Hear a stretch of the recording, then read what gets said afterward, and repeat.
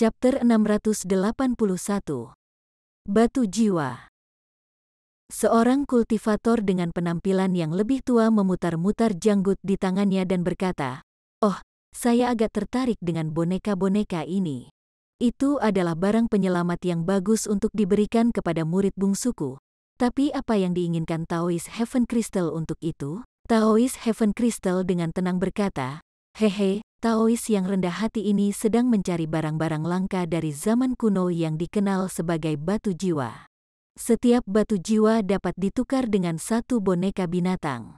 Boneka-boneka ini secara pribadi disempurnakan dari para pembudidaya zaman kuno.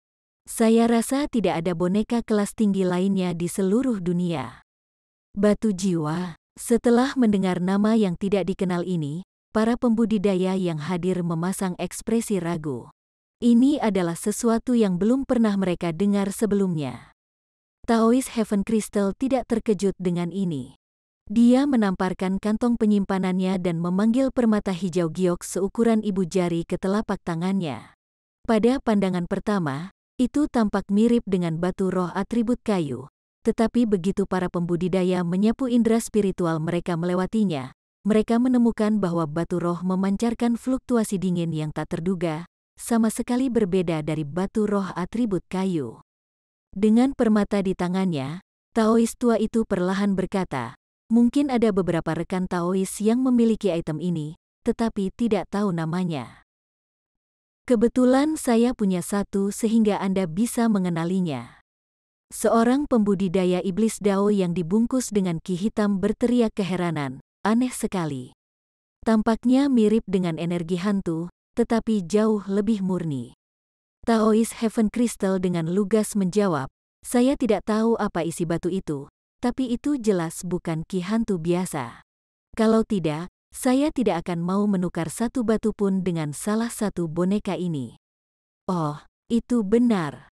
Kultivator iblis Dao dengan bijaksana menghentikan topik pembicaraan.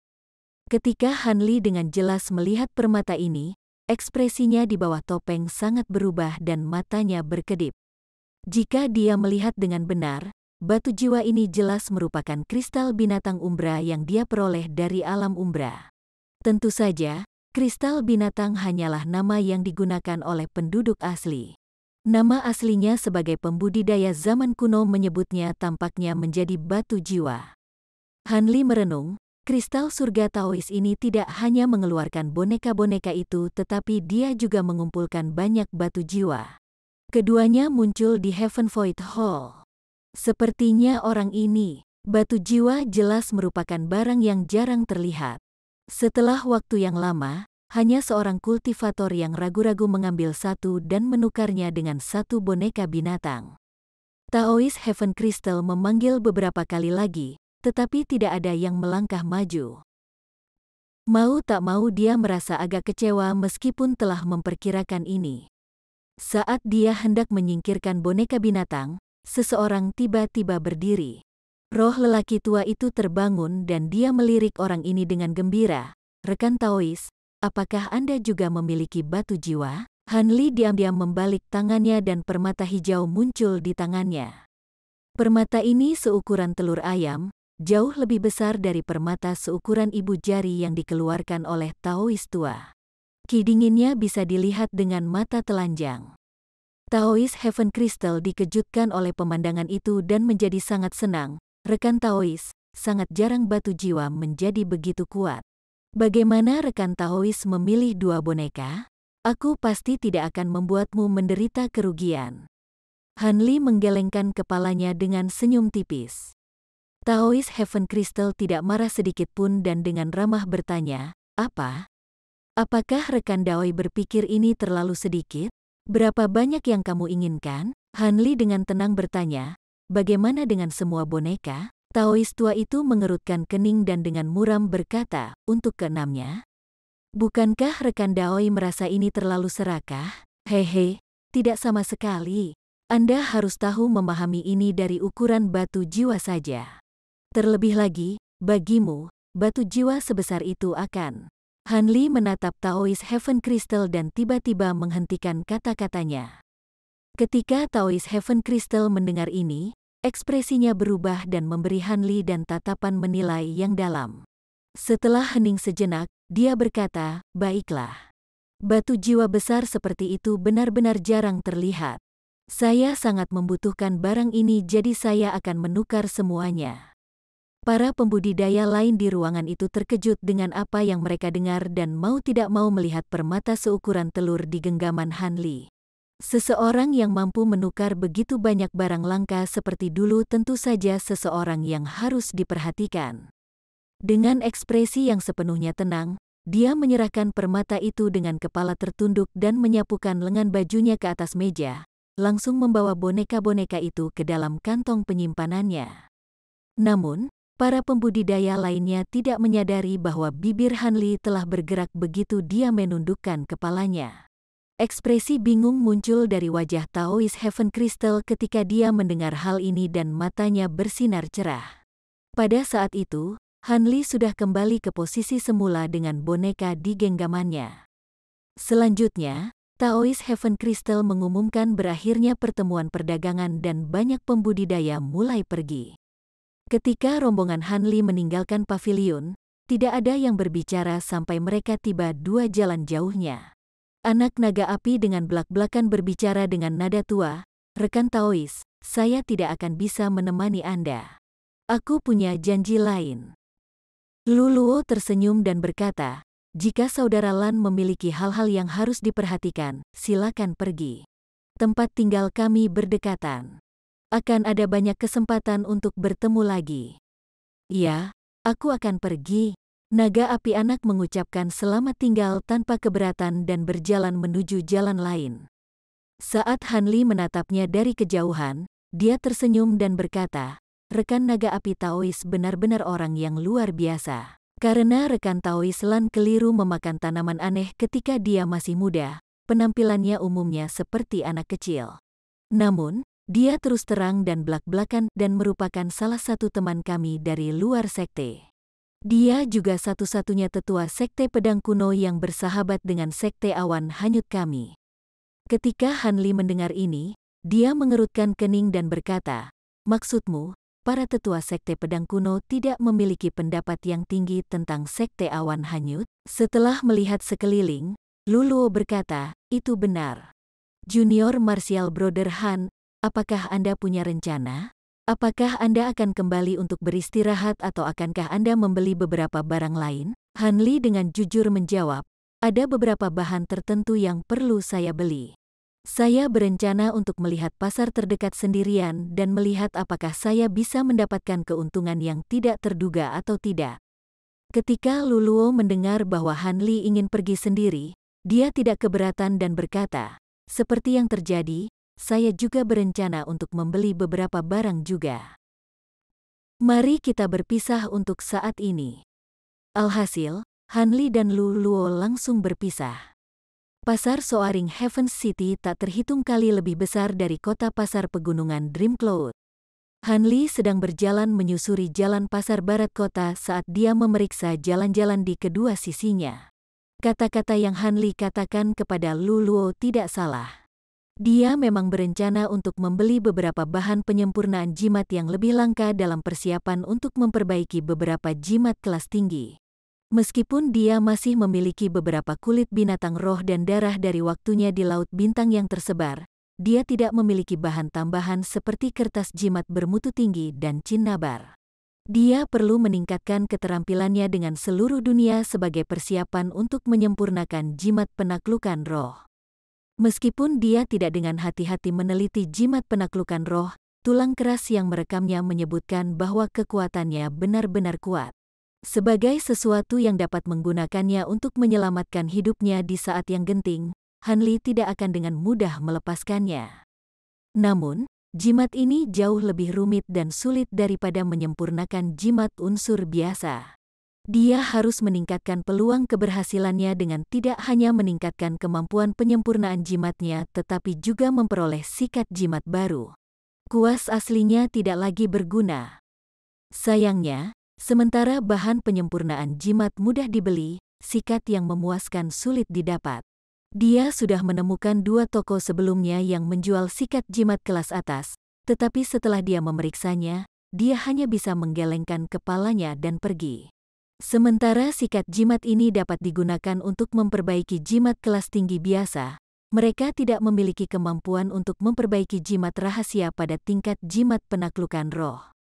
Kuas jimat hanyalah alat roh yang digunakan oleh ahli jimat dan tidak biasa terlihat. Kebanyakan dari mereka berkualitas rendah atau menengah. Jika master jimat tidak memiliki kekuatan sihir, secara paksa menggunakan sikat jimat bermutu tinggi hanya akan meningkatkan peluang mereka untuk gagal. Selain itu, master jimat sering terlalu berdedikasi untuk teknik penyempurnaan jimat mereka dan tidak menghabiskan banyak waktu untuk meningkatkan kultivasi mereka, sehingga sebagian besar pembudidaya jimat berada di bawah tahap formasi inti.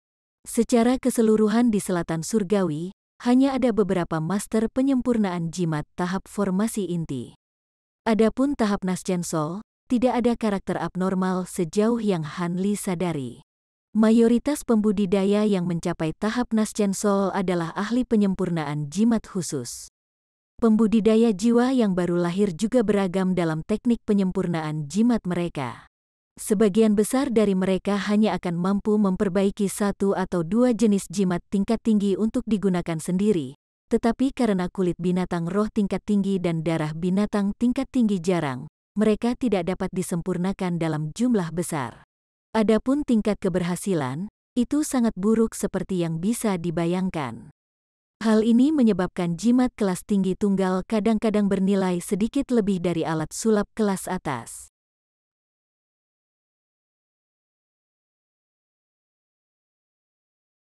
Chapter 682.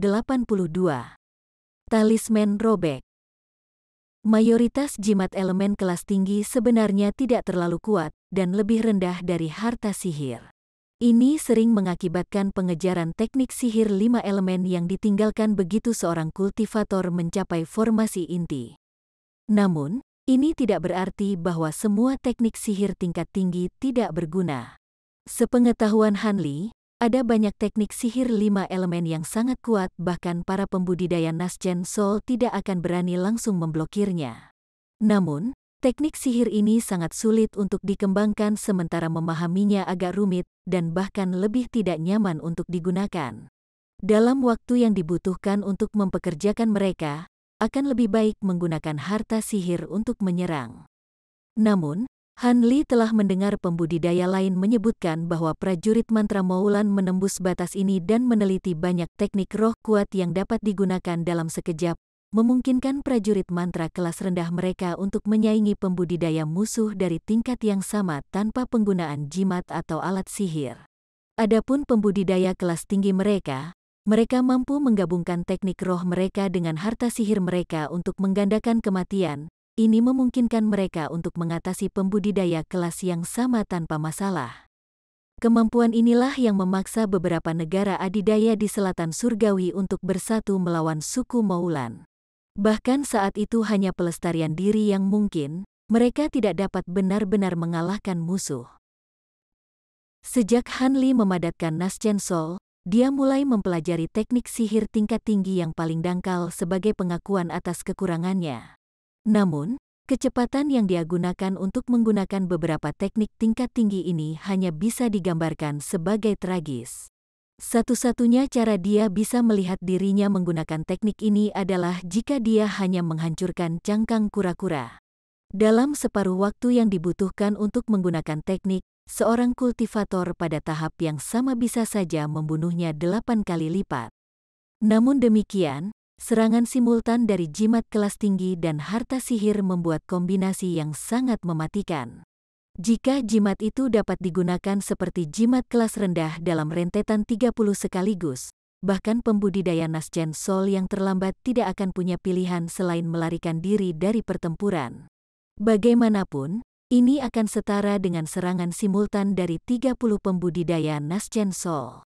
Bahkan jika pembudidaya target memiliki pertahanan yang menantang surga, mereka masih terikat oleh batas tahap Nasjen Sol dan tidak mampu menerima serangan seperti itu. Namun, taktik ini hanya bisa tetap imajiner karena tidak ada yang akan begitu boros untuk mengkonsumsi beberapa ratus ribu batu roh dalam satu serangan. Selain itu, Jimat kelas tinggi bukanlah sesuatu yang dapat dibeli di dunia kultivasi, dan sebagian besar bersifat tambahan, bukan ofensif.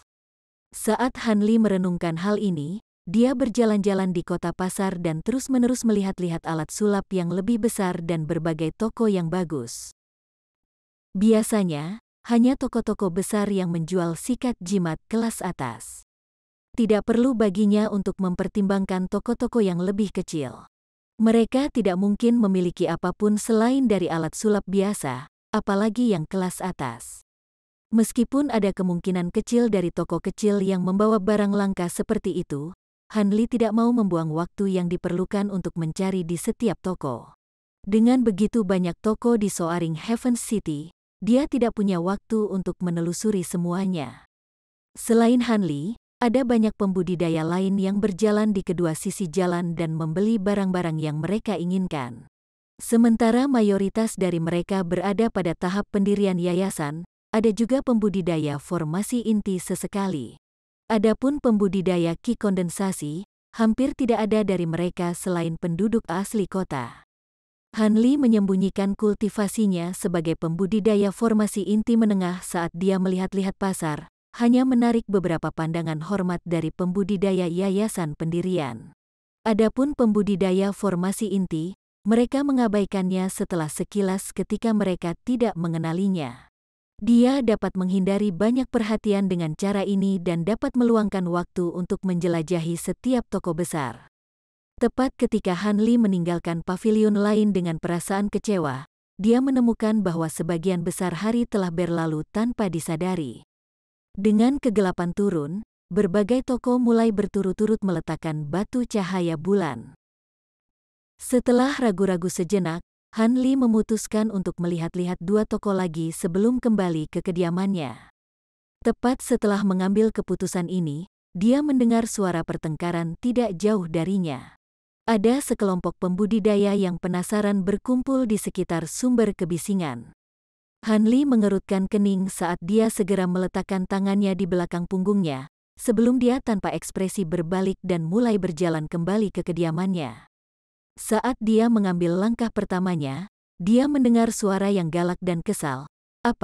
Apakah kalian semua pembudidaya Drifting Cloud Sect hanyalah pencuri? Anda ingin pergi begitu saja setelah merusak jimat saya? Suara seorang pemuda dengan keras membantahnya dengan nada marah.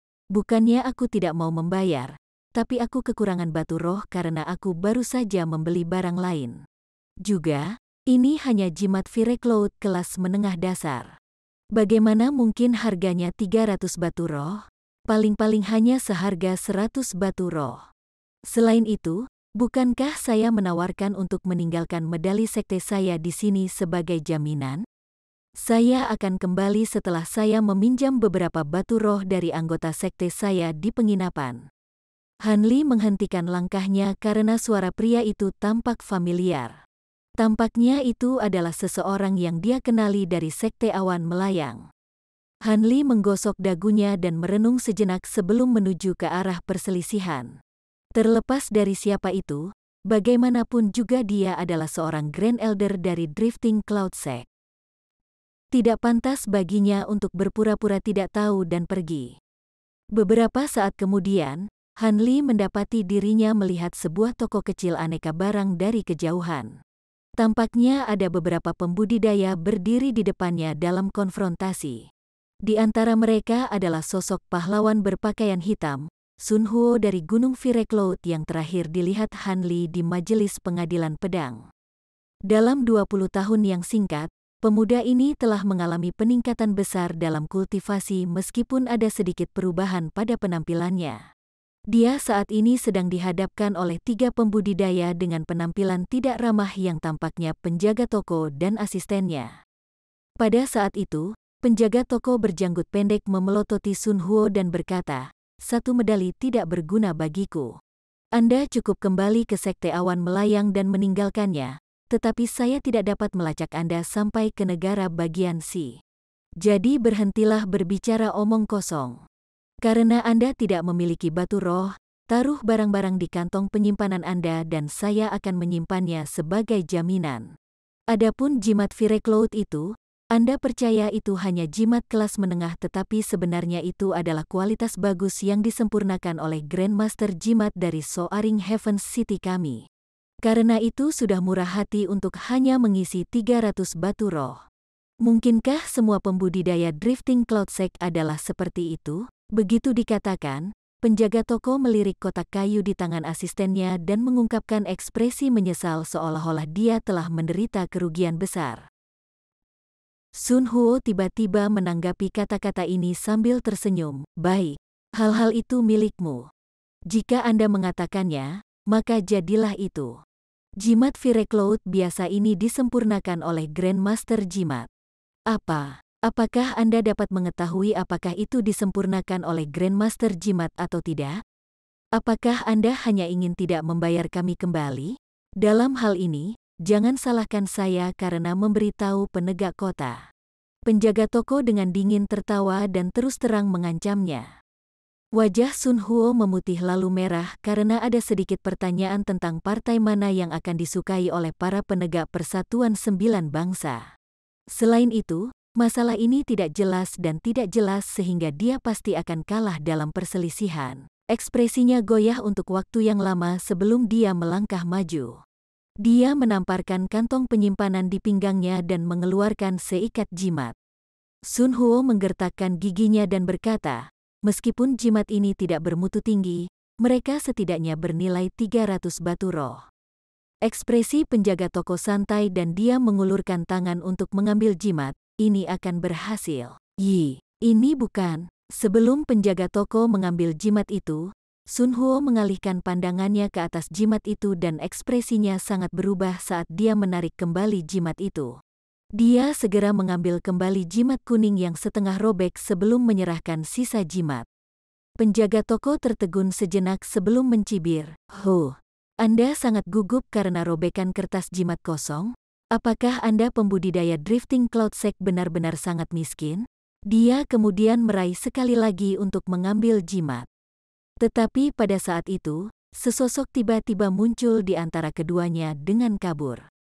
Sun Huo merasa jantungnya jatuh sementara penjaga toko buru-buru mundur beberapa langkah dan berteriak dengan marah, "Siapa kamu? Menurutmu apa yang sedang kamu lakukan?" Kultivator yang menyela mereka tanpa ekspresi menjawab, "Bukan apa-apa. Saya hanya mendengar sekte awan melayang kami disebutkan dengan cara tertentu 3 kali berturut-turut. Bagaimana kalau dirimu yang terhormat mengatakannya di depanku?" Setelah itu dikatakan, tekanan yang menakjubkan dilepaskan, menyebabkan para pembudidaya di dekatnya mundur karena terkejut. Beberapa pembudidaya dengan budidaya yang lebih dangkal merasa seolah-olah dunia itu sendiri sekarang membebani mereka, dan mereka jatuh berlutut. 2 pembudidaya formasi inti yang kebetulan lewat bernasib agak lebih baik tetapi tubuh mereka juga terguncang. Salah satu dari mereka menjadi panik dan mereka berteriak, "Pembudidaya jiwa yang baru lahir. Senior, kamu."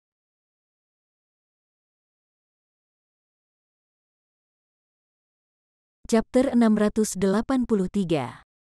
2 pilihan.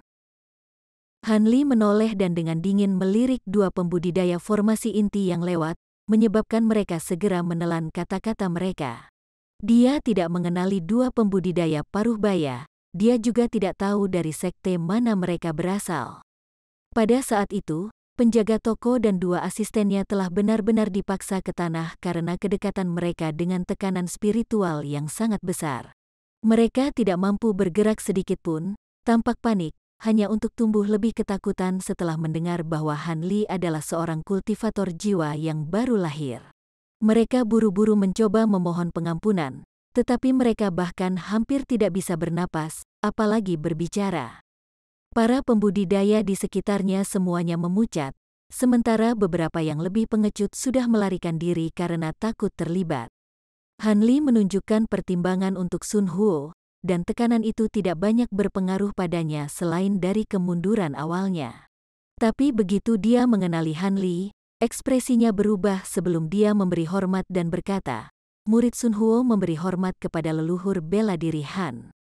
Tidak memperhatikan ketiga pria di depannya, Han Li berbalik dan melihat jimat yang setengah robek di tangan Sun Huo. Dia menganggukkan kepalanya dan berkata, sepertinya tidak perlu perkenalan. Anda sudah tahu identitas saya. Ketika Sun Huo mengingat kata-kata kasar yang dia ucapkan kepada Han Li di area suci, dia merasa sangat khawatir dan dengan rendah hati meminta maaf dengan tulus. Murid tidak menyadari bentuk sebenarnya dari martial ancestor. Saya harap dia akan memaafkan kata-kata sombong muridnya. Han Li menatap Sun Huo dan perlahan berkata, saat itu aku belum menjadi sesepuh sekte, jadi tentu saja aku tidak akan menyalahkanmu. Namun, jimatmu yang robek itu sepertinya ada hubungannya denganku. Sun Huo tercengang ketika sesuatu tiba-tiba muncul di benaknya. Dia dengan gembira berkata, mungkinkah jimat yang hancur ini? Han Li melambai dan memotongnya, tinggalkan masalah ini untuk nanti. Mata Han Li kemudian menyipit saat dia menatap seberkas cahaya perak yang terbang melintasi langit. Satu-satunya pembudidaya yang diizinkan terbang di Soaring Heaven City jelas merupakan pelindung Serikat 9 Bangsa. Mereka bertanggung jawab untuk menjaga ketertiban selama seluruh durasi pameran dagang. Sun Huo tidak berani berbicara lebih jauh dan dengan patuh berdiri diam di tempat. Namun, hatinya dipenuhi dengan kegembiraan yang tak tertahankan, dan genggamannya pada kertas jimat semakin hati-hati. Pada saat itu, seberkas cahaya tiba di depan Han Li untuk mengungkapkan seorang lelaki tua berambut kuning yang memiliki budidaya formasi inti tengah. Sebuah pedang emas kecil disulam di dadanya, lambang seorang penegak hukum. Orang tua itu bisa merasakan tekanan menakjubkan Han Li dari kejauhan. Namun, wilayah ini berada dalam yurisdiksinya. Bahkan jika ada seorang kultivator Naschen Sol yang menunjukkan kekuatan mereka, dia tidak punya pilihan selain menghadapi mereka. Begitu lelaki tua itu melihat Han Li berdiri tanpa bergerak di jalan, dia memberi hormat dan berkata, Junior adalah penegak Soaring Heaven City, Wu Fei. Saya tidak tahu mengapa senior marah. Bolehkah saya bertanya bagaimana saya bisa membantu? Mengingat perbedaan besar dalam kultivasi mereka, wajar bagi penegak hukum untuk berbicara dengan hormat. Tangan di belakang punggungnya, Han Li acuh tak acuh berkata, ini tidak banyak. Saya hanya sedang berjalan di jalan ketika saya mendengar penjaga toko ini berbicara beberapa patah kata tentang sekte awan hanyut kami. Karena itu, saya hanya berharap dia mengulangi apa yang dia katakan. Penjaga toko pasti menyemburkan omong kosong. Beraninya mereka menyinggung senior, kalian bertiga, cepatlah dan minta maaf.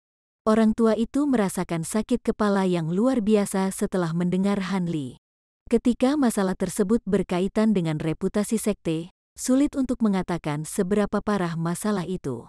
Karena itu, dia pertama-tama menawarkan kata-kata penenangan sebelum menegur penjaga toko dan rekan-rekannya.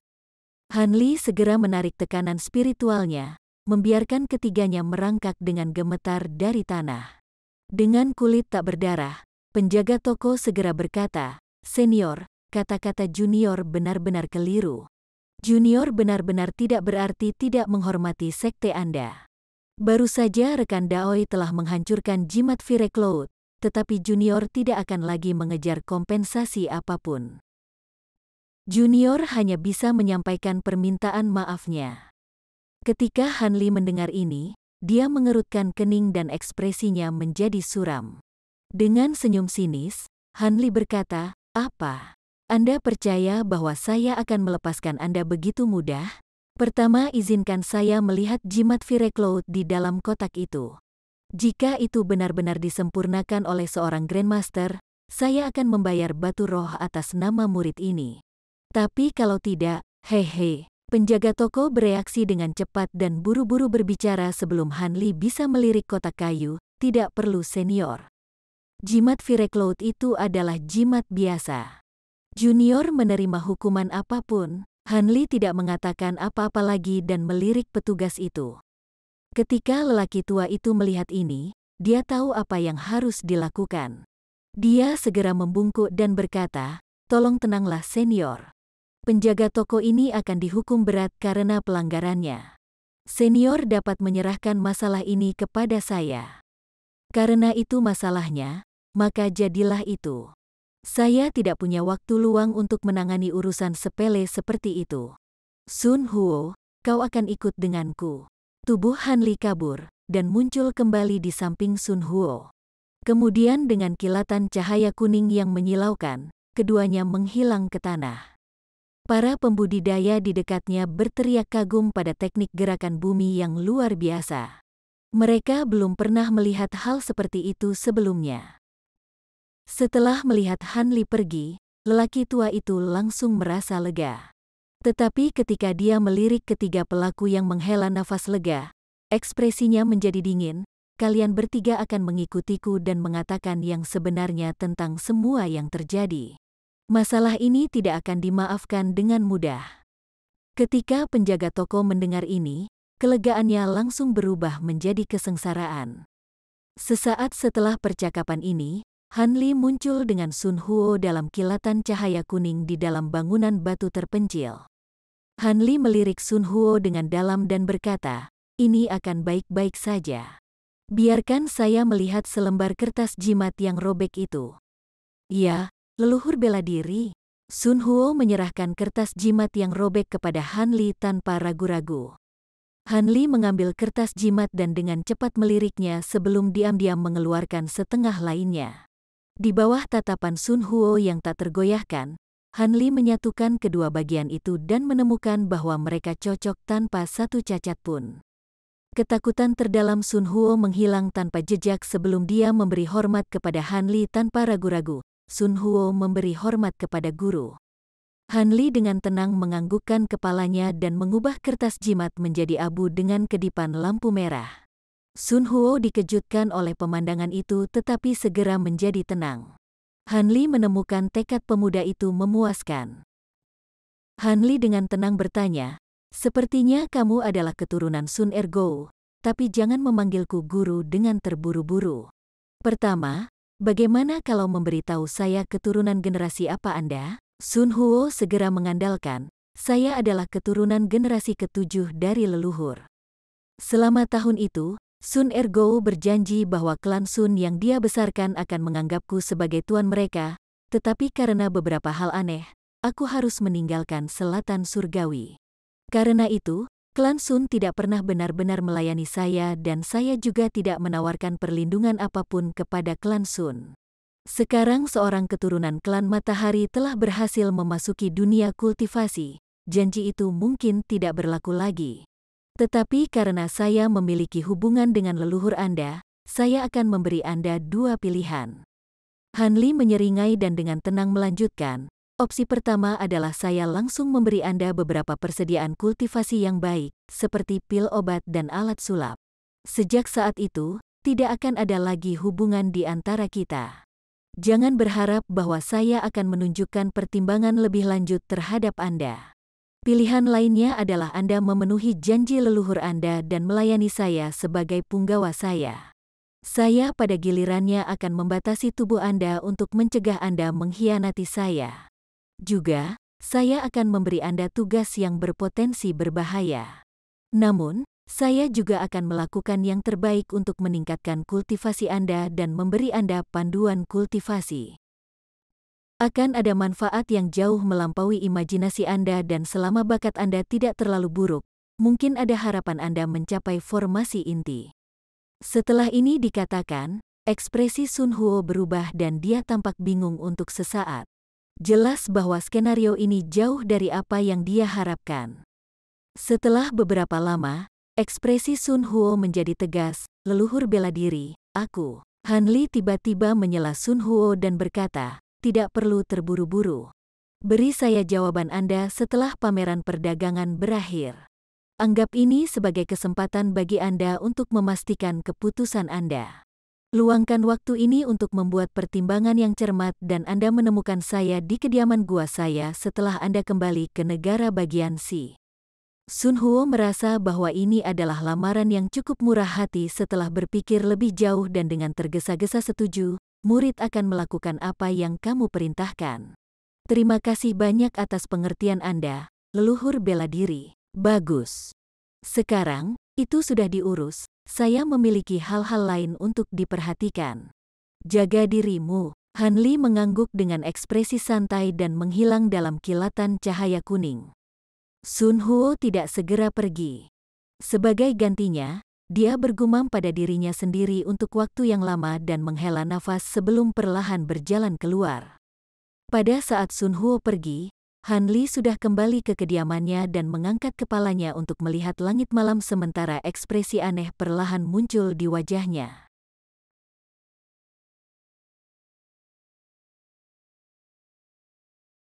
Chapter 684. Boneka kuno.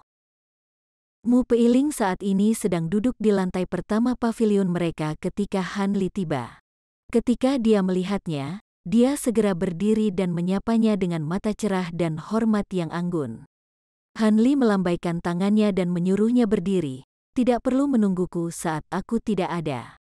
Selama pameran dagang, saya tidak akan nyaman bersama Anda, jadi Anda boleh melakukan apa yang Anda inginkan. Simpan ini di tangan. Jika Anda menemukan sesuatu yang penting atau berbahaya, tuangkan saja kekuatan spiritual Anda ke dalamnya. Tidak hanya itu akan menutupi Anda dalam penghalang roh, tetapi saya juga akan tahu lokasi persis Anda selama Anda berada dalam jarak 500 km. Hanli kemudian mengeluarkan sepasang ornamen batu giok biru dan menyerahkan satu padanya. Mu Peiling sedikit tersipu dan berbisik, "Terima kasih banyak, tuanku." Dia kemudian mengambil ornamen batu giok dan menggantungnya di pinggangnya. Setelah memberitahu Mu Peiling bahwa dia akan pulang malam, Hanli berjalan ke lantai 2. Begitu dia melihat Hanli menghilang dari pandangan, dia melirik ornamen batu giok di pinggangnya dan memasang ekspresi rumit. Hanli dengan santai memilih sebuah kamar dan mulai bermeditasi di tempat tidur. Setelah 2 jam istirahat, dia membuka matanya dan melihat keluar jendela sebelum menggumamkan beberapa patah kata pada dirinya sendiri, "Sudah waktunya. Saya harus pergi dan berkunjung." Hanli diam-diam meninggalkan pavilion dan langsung menuju ke area familiar di Soaring Heavens City. Dia tiba tak lama setelah di gedung yang sebelumnya dia kunjungi. Dia menatap papan nama perak dengan Pavilion Naga Kristal, yang ditulis dengan warna emas saat dia menggosok dagunya dan melirik ke bagian dalam yang gelap gulita sebelum segera menuju ke dalam. Saat Hanli memasuki gedung, seluruh ruangan tiba-tiba menjadi cerah. Duduk di ujung meja panjang, Taois Heaven Crystal tersenyum pada Hanli dan berkata, "Selamat datang rekan Taois. Anda menghormati pavilion saya dengan kehadiran Anda sekali lagi, dan Anda tepat waktu. Saya tidak berharap rekan Daoihan menjadi karakter yang tepat waktu. Karena saya yang berinisiatif untuk membuat janji, bagaimana saya bisa terlambat?" Dilihat dari penampilan Taois Heaven Crystal, sepertinya Anda sudah menunggu beberapa waktu. Anda memberi saya cukup ketakutan. Hanli menyapu lengannya dan kekuatan tak terlihat dengan lembut menutup pintu di belakangnya. Taois Heaven Crystal terkekeh dan berkata, "Setelah kamu pergi, kamu tiba-tiba mengirim transmisi suara yang mengatakan bahwa kamu memiliki lebih banyak batu jiwa. Apakah Anda mengatakan yang sebenarnya?" Taois tua itu menyipitkan matanya dengan ragu saat dia berbicara. Hanli menjawab dengan hanya menamparkan kantong penyimpanannya dan mengeluarkan permata hijau yang sama besarnya dengan yang dia ambil di hari sebelumnya. Itu berkilau dan memancarkan yin qi yang menakjubkan sementara Hanli menatap Taois tua itu dalam diam. Setelah melihat bagaimana Hanli mengeluarkan batu jiwa dengan tingkat yang sama dengan yang sebelumnya, wajahnya menunjukkan sedikit kegembiraan dan dia dengan tidak sabar berkata, "Jelas bahwa kamu mengatakan yang sebenarnya. Jika saudara Han memiliki lebih banyak batu jiwa dengan kualitas ini, Taois yang rendah hati ini bersedia membeli semuanya dari Anda.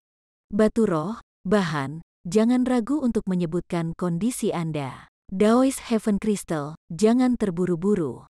Saya pasti berencana untuk memperdagangkan batu jiwa dengan Anda, tetapi sebelum itu, saya ingin mengajukan 2 pertanyaan kepada Anda. Selama Anda menjawabnya untuk kepuasan saya, pertimbangkan batu jiwa milik Anda." Hanli dengan santai melemparkan batu jiwa ke Taois Heaven Crystal saat dia selesai berbicara. Taois Heaven Crystal menangkap batu jiwa dengan sedikit terkejut saat dia menatap benda itu dengan bingung. Setelah hening beberapa saat, dia menghela nafas dan berkata, rekan Taois benar-benar bertindak dengan murah hati. Tampaknya pertanyaannya tidak akan sederhana. Selama saya bisa menjawab, Taois yang rendah hati ini pasti akan memuaskan Anda. Setelah itu dikatakan, Daois Heaven Crystal dengan hati-hati menyingkirkan batu jiwa dan memulihkan ekspresi tenangnya. Karena kamu sudah setuju, aku akan terus terang. Apakah Anda memiliki informasi tentang Auric Essence? Ketika saya menyebutkan informasi ini selama pertukaran, ekspresi Anda menjadi aneh. Sepertinya kamu tahu sesuatu. Mempertahankan ekspresi tenang, Taois Heaven Crystal perlahan menjawab, itu benar, Taois yang rendah hati ini memang memiliki beberapa informasi tentang Auric Essence. Namun, informasi ini tidak dapat diandalkan dan karena itu saya tidak dapat melakukan perdagangan lebih awal. Jika rekan Taois Han benar-benar ingin tahu, saya dapat memberi tahu Anda. Bahkan jika informasinya tidak akurat, saya masih ingin mendengarnya. Tolong pergilah. Meskipun Han Li telah memperkirakan ini akan terjadi, dia tetap tersenyum. Bahkan jika saya tidak mengatakan apa-apa, rekan Daoi akan mengetahui hal ini dalam beberapa hari. Menurut teman lama saya, manajer rumah lelang, ada bongkahan esensi aura yang akan dilelang selama pertemuan perdagangan. Namun, tampaknya pemilik Auric Essence hanya ingin menukarnya dengan item lain. Karena mereka belum secara resmi mengajukan tindakan, masalah ini masih belum pasti. Namun, jika Auric Essence benar-benar disiapkan untuk dilelang, sekte-sekte budidaya pedang itu akan rela menghabiskan seluruh kekayaan mereka untuk mendapatkannya. Harapan rekan Taois untuk mendapatkannya benar-benar buruk. Ekspresi bahagia Han Li secara bertahap digantikan oleh senyum masam, sementara jamur esensi Scarlet berusia 3.000 tahun mungkin bernilai 100.000 batu roh. Sesuatu yang langka seperti bongkahan esensi aura harus bernilai beberapa ratus ribu. Jika disiapkan untuk dilelang, biaya itu bisa berlipat ganda. Dia masih sadar akan keterbatasannya. Meskipun dia memiliki banyak kekayaan, dia tidak bisa dibandingkan dengan seluruh sekte. Setelah itu dikatakan, ada sedikit perubahan dalam pikiran Han Li. Dia dengan tenang berkata, bagaimanapun, saya harus berterima kasih kepada rekan Daoi atas informasinya. Mengetahui hal ini, saya memiliki kesempatan untuk menyiapkan lebih banyak batu roh terlebih dahulu. Ah ya, apakah rekan Daoi akan mengetahui identitas pemilik Auric Essence? Saya ingin mengunjungi mereka sebelumnya. Taois tua itu memutar-mutar janggutnya yang panjang dan tersenyum. Saya tidak yakin dengan identitas mereka. Saya hanya tahu bahwa orang ini adalah kultivator jiwa baru lahir dari Persatuan Sembilan Bangsa. Mereka saat ini tinggal di sebuah gunung kecil di sebelah barat kota. Jika rekan Daoi berusaha, seharusnya tidak terlalu sulit untuk menemukannya. Terima kasih banyak atas informasi rekan Daoi. Itu akan menjadi informasi yang cukup sehubungan dengan esensi aurat. Untuk pertanyaan saya selanjutnya, saya berharap rekan Daois Heaven Crystal memberitahu saya tentang batu jiwa itu. Ekspresi ramah Taois tua itu langsung berubah setelah mendengar Han Li. Dengan mata yang cerah dan berkedip-kedip, dia dengan cemberut bertanya, rekan Taois, apa maksudmu? Taois yang rendah hati ini tidak sepenuhnya mengerti. Han Li dengan teguh menatap Taois tua dan berkata, saya tidak akan menyembunyikan bahwa saya juga mengerti sedikit tentang penyempurnaan boneka. Selain itu, saya menemukan beberapa peninggalan boneka kuno dari kediaman gua seorang pembudidaya kuno dan di dalam sisa-sisa itulah saya menemukan batu jiwa ini. Jika saya menebak dengan benar, batu jiwa ini seharusnya sangat penting untuk bagaimana pembudidaya kuno menyempurnakan boneka. Dari bagaimana Anda mengumpulkan batu jiwa ini, sepertinya Anda telah memperoleh metode untuk memperbaiki boneka kuno, dan Anda berencana untuk secara pribadi memperbaiki beberapa yang sangat kuat. Apakah saya benar? Jika itu masalahnya, bisakah Anda memberitahu saya lebih banyak tentang itu? Pada saat yang sama dia mengucapkan kata-kata itu, Han Li segera menjadi waspada. Meskipun kecil kemungkinannya, Han Li membuat dirinya waspada jika Taois tua itu tiba-tiba melancarkan serangan. Ketika Taois Heaven Crystal mendengar ini, wajahnya menjadi tanpa ekspresi dan matanya menjadi sangat dingin. Dia kemudian menatap Han Li dalam diam. Han Li menjadi sangat berhati-hati begitu dia melihat reaksi kultivator tua itu, tetapi ekspresinya masih tetap tenang. Dia menamparkan kantong penyimpanannya dan dia mengeluarkan kotak batu giok seukuran telapak tangan. Dia kemudian membuka kotak giok dan menyelipkannya di seberang meja ke Taois tua, mengungkapkan 2 batu jiwa yang bahkan lebih besar dari yang sebelumnya. Ekspresi dingin Taois Heaven Crystal akhirnya pecah karena kegembiraan. Dengan ekspresi heran, dia dengan murung bertanya, "Bagaimana kamu mendapatkan batu jiwa yang begitu besar? Apa kamu punya lagi?" Ketika Han Li mendengar ini, dia tersenyum pada Taois Heaven Crystal tetapi tidak mengatakan apa-apa. Taois tua itu menanggapi kebisuannya dengan mengatakan, saya dapat menjawab pertanyaan Anda, tetapi sebagai gantinya, Anda harus memberitahu saya bagaimana Anda memperoleh batu jiwa ini." "Itu bukan masalah." Han Li sudah mengantisipasi ini akan terjadi dan langsung menjawab. Taois Heaven Crystal dengan dingin berkata, "Seperti yang kamu katakan." Taois yang rendah hati ini menemukan metode pemurnian di reruntuhan pembudidaya kuno dengan beberapa teman. Menurut apa yang dicatat, boneka-boneka ini sangat kuat, tetapi bahan yang mereka butuhkan sangat berharga. Selain itu, mereka masing-masing membutuhkan batu jiwa yang sesuai untuk disempurnakan. Namun, batu jiwa ini sangat sulit ditemukan. Sampai sekarang, saya belum dapat menemukan banyak. Mengapa lagi saya langsung berdagang untuk mereka dengan tidak sabar? Sekarang, giliran rekan Taois Han untuk memberitahu saya bagaimana dia menemukan begitu banyak batu jiwa. Han Li dengan tenang menjawab, "Ini cukup sederhana. Saya sebelumnya tidak tahu bahwa pembudidaya kuno menyebut barang-barang ini batu jiwa. Saya hanya mengenal mereka sebagai sesuatu yang diproduksi di dalam umbra beas dan harus menghabiskan banyak usaha hanya untuk mendapatkan beberapa dari mereka." Kegembiraan berkedip-kedip di mata Taois tua itu dan dia buru-buru berkata, "Binatang umbra? Saya belum pernah mendengar tentang mereka sebelumnya. Di mana Anda akan menemukan binatang iblis seperti itu?" Alih-alih menjawab pertanyaannya, Han Li dengan tidak tergesa-gesa bertanya, "Apakah rekan Doi bersedia membiarkan saya melihat jenis boneka apa yang Anda rencanakan untuk disempurnakan? Atau mungkin bahkan desain boneka yang kamu peroleh?"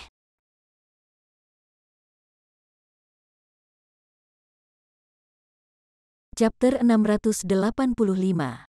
Bertemu dengan Markis. Begitu Taois tua itu mendengar apa yang diinginkan Han Li, kegembiraannya yang tak terkendali segera memudar. Dengan ketenangannya yang baru pulih, dia berkata, "Sepertinya rekan Doi Han berencana menggunakan ini untuk memerasku." Han Li dengan tenang berkata, "Memeras? Kata-kata itu keliru. Sampai sekarang, aku tidak pernah menuntutmu, alih-alih, saya memberi Anda beberapa batu jiwa yang langka.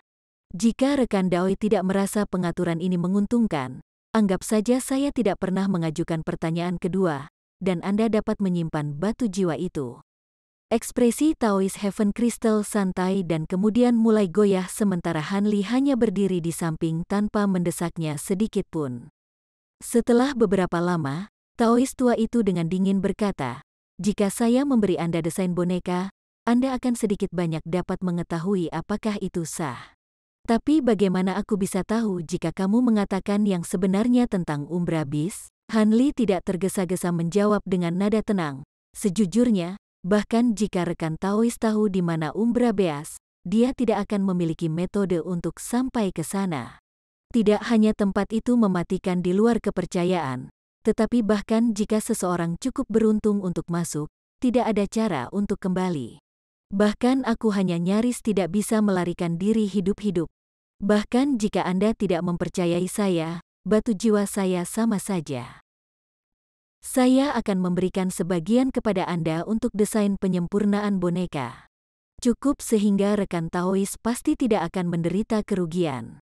Selain itu, Apa gunanya metode penyempurnaan boneka tanpa batu jiwa yang diperlukan untuk menggunakannya? Taois Heaven Crystal mengerutkan kening dan mengungkapkan sedikit keraguan. Setelah Taois tua itu mempertimbangkan apa yang akan didapat dan apa yang hilang, ekspresinya menjadi santai sebelum dia berkata, "Baik. Saya tidak tertarik untuk merenungkan apakah sumber yang dianggap sebagai sumber batu jiwa Anda itu nyata. Saya hanya akan bertanya berapa banyak batu jiwa yang Anda rencanakan untuk digunakan untuk ditukar dengan desain penyempurnaan boneka? Jika terlalu sedikit, saya lebih suka memonopoli mereka." Sementara Han Li senang dengan hasil ini, dia tidak mengkhianati apapun dalam suaranya.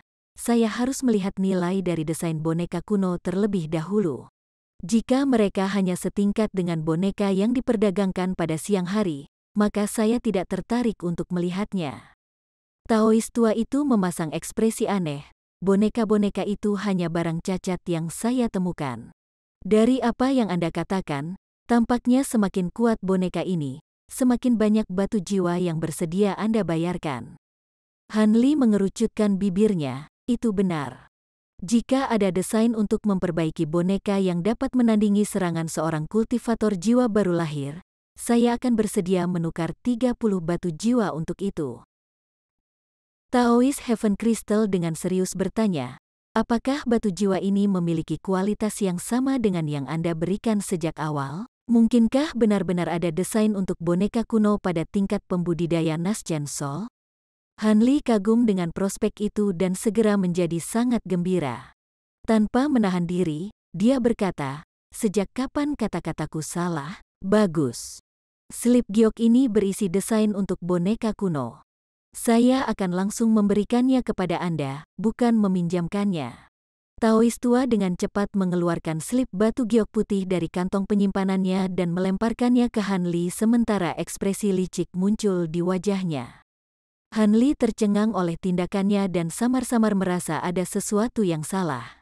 Setelah beberapa pemikiran, dia dengan belak-belakan mengambil slip batu giok dan menyapu indera spiritualnya melaluinya. Setelah beberapa lama, kulit Han Li berfluktuasi antara merah dan putih sebelum dia mulai memelototi Taois Heaven Crystal dalam diam. Pria tua itu balas menatapnya dan berkata, "Ada apa? Yang terbesar dari desain boneka ini mampu menandingi serangan pembudidaya tahap pertengahan Naschen Sol. Apakah ada sesuatu yang tidak sesuai dengan permintaan Anda?"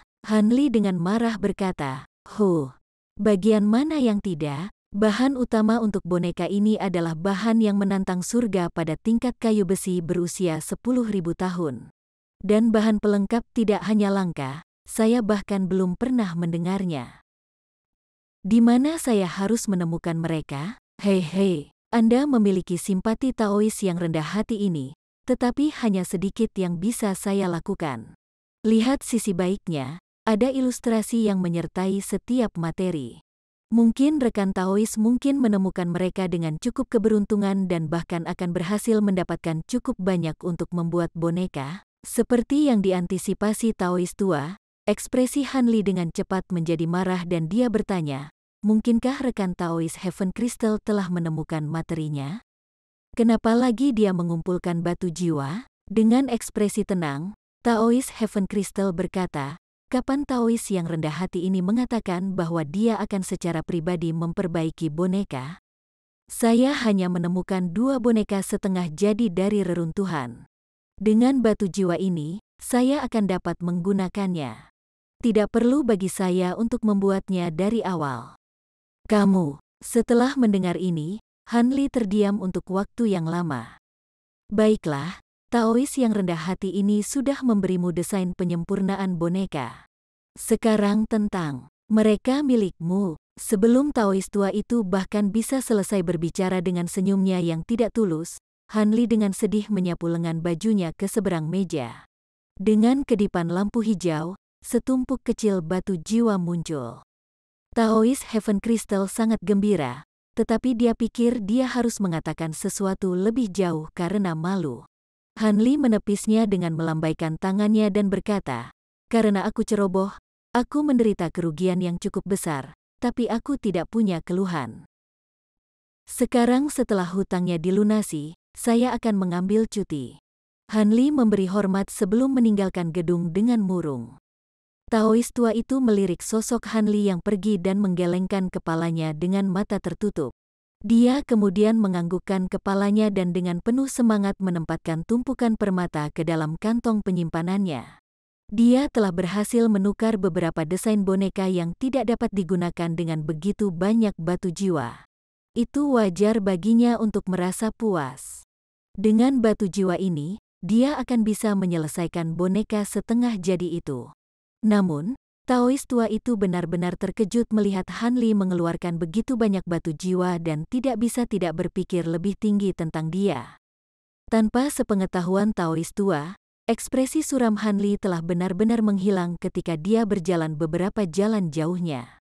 Sebaliknya, dia memegang slip batu giok putih dengan senyum aneh di wajahnya. Sementara kayu besi berusia 10.000 tahun akan terbukti sulit untuk diperoleh orang lain, Han Li hanya membutuhkan sedikit waktu. Adapun bahan yang diduga tidak diketahui, mereka tampaknya dapat diselamatkan dari sisa-sisa boneka yang dia temukan di Heaven Void Hall jika dia mengingatnya dengan benar. Jika beruntung, dia seharusnya bisa mengumpulkan bahan yang dibutuhkan untuk membuat beberapa boneka kelas tinggi. Dengan kekuatan yang menyaingi para pembudidaya Naschen Soul, boneka-boneka ini akan meningkatkan kekuatan tempurnya beberapa kali lipat. Teknik bonekanya yang sebelumnya usang akan sekali lagi menjadi salah satu gerakan membunuhnya. Selanjutnya, slip giok juga berisi beberapa desain untuk boneka yang setara dengan pembudidaya formasi inti. Meskipun mereka dapat dianggap langka, mereka masih dapat dibeli dengan sejumlah besar batu roh.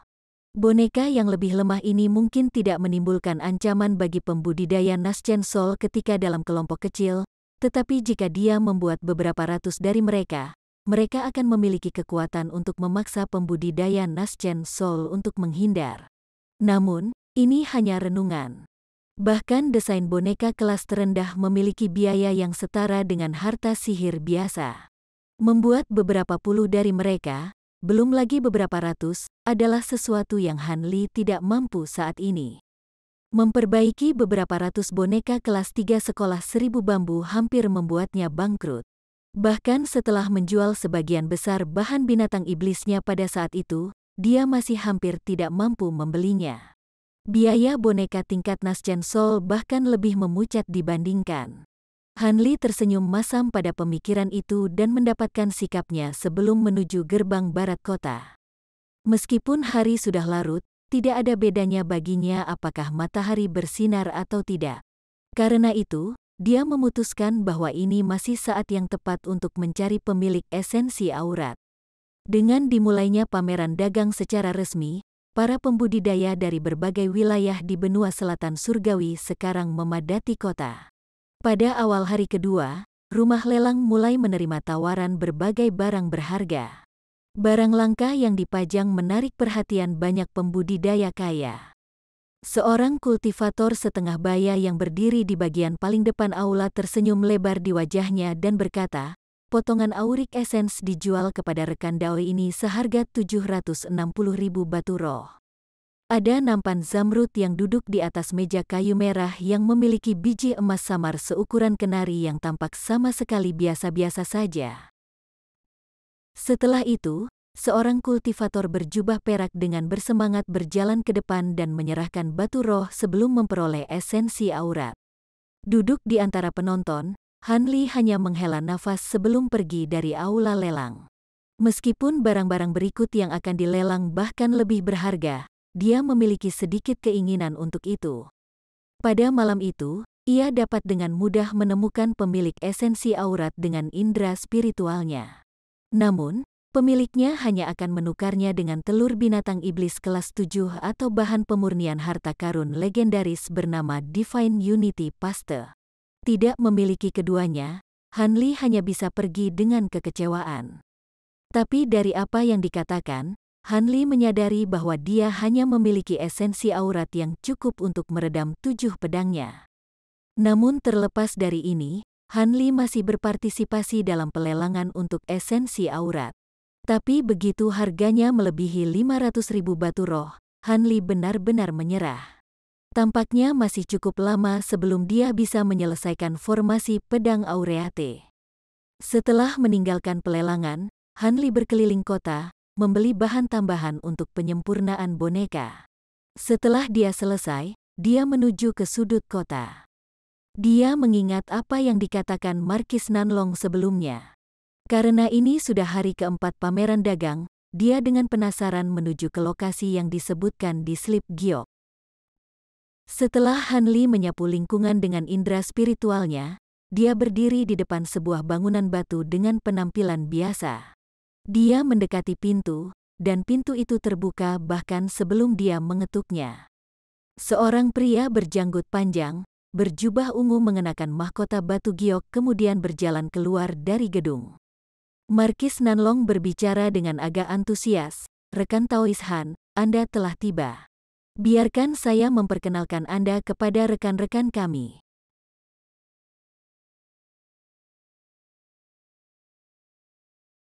Chapter 686.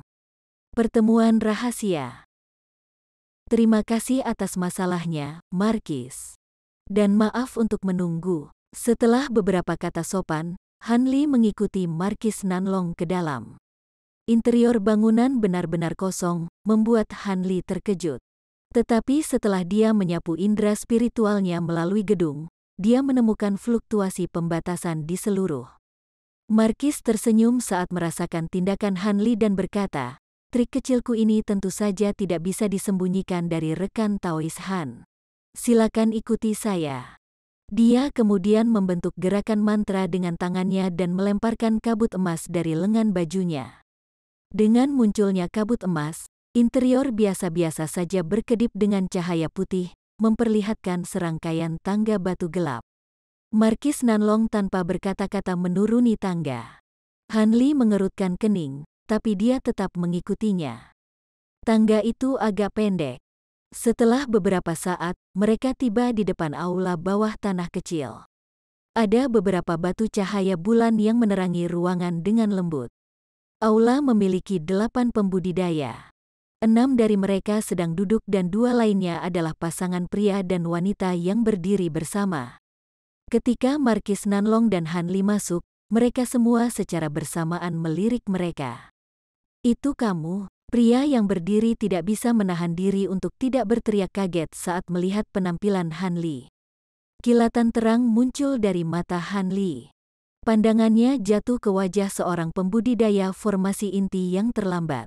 Dia melihat topeng perak yang sangat dikenalnya. Setelah beberapa saat terkejut, Han Li mencibir. Pria itu adalah tuan muda dari sekte roh hantu, Wang Chan, yang telah mengejarnya di masa lalu.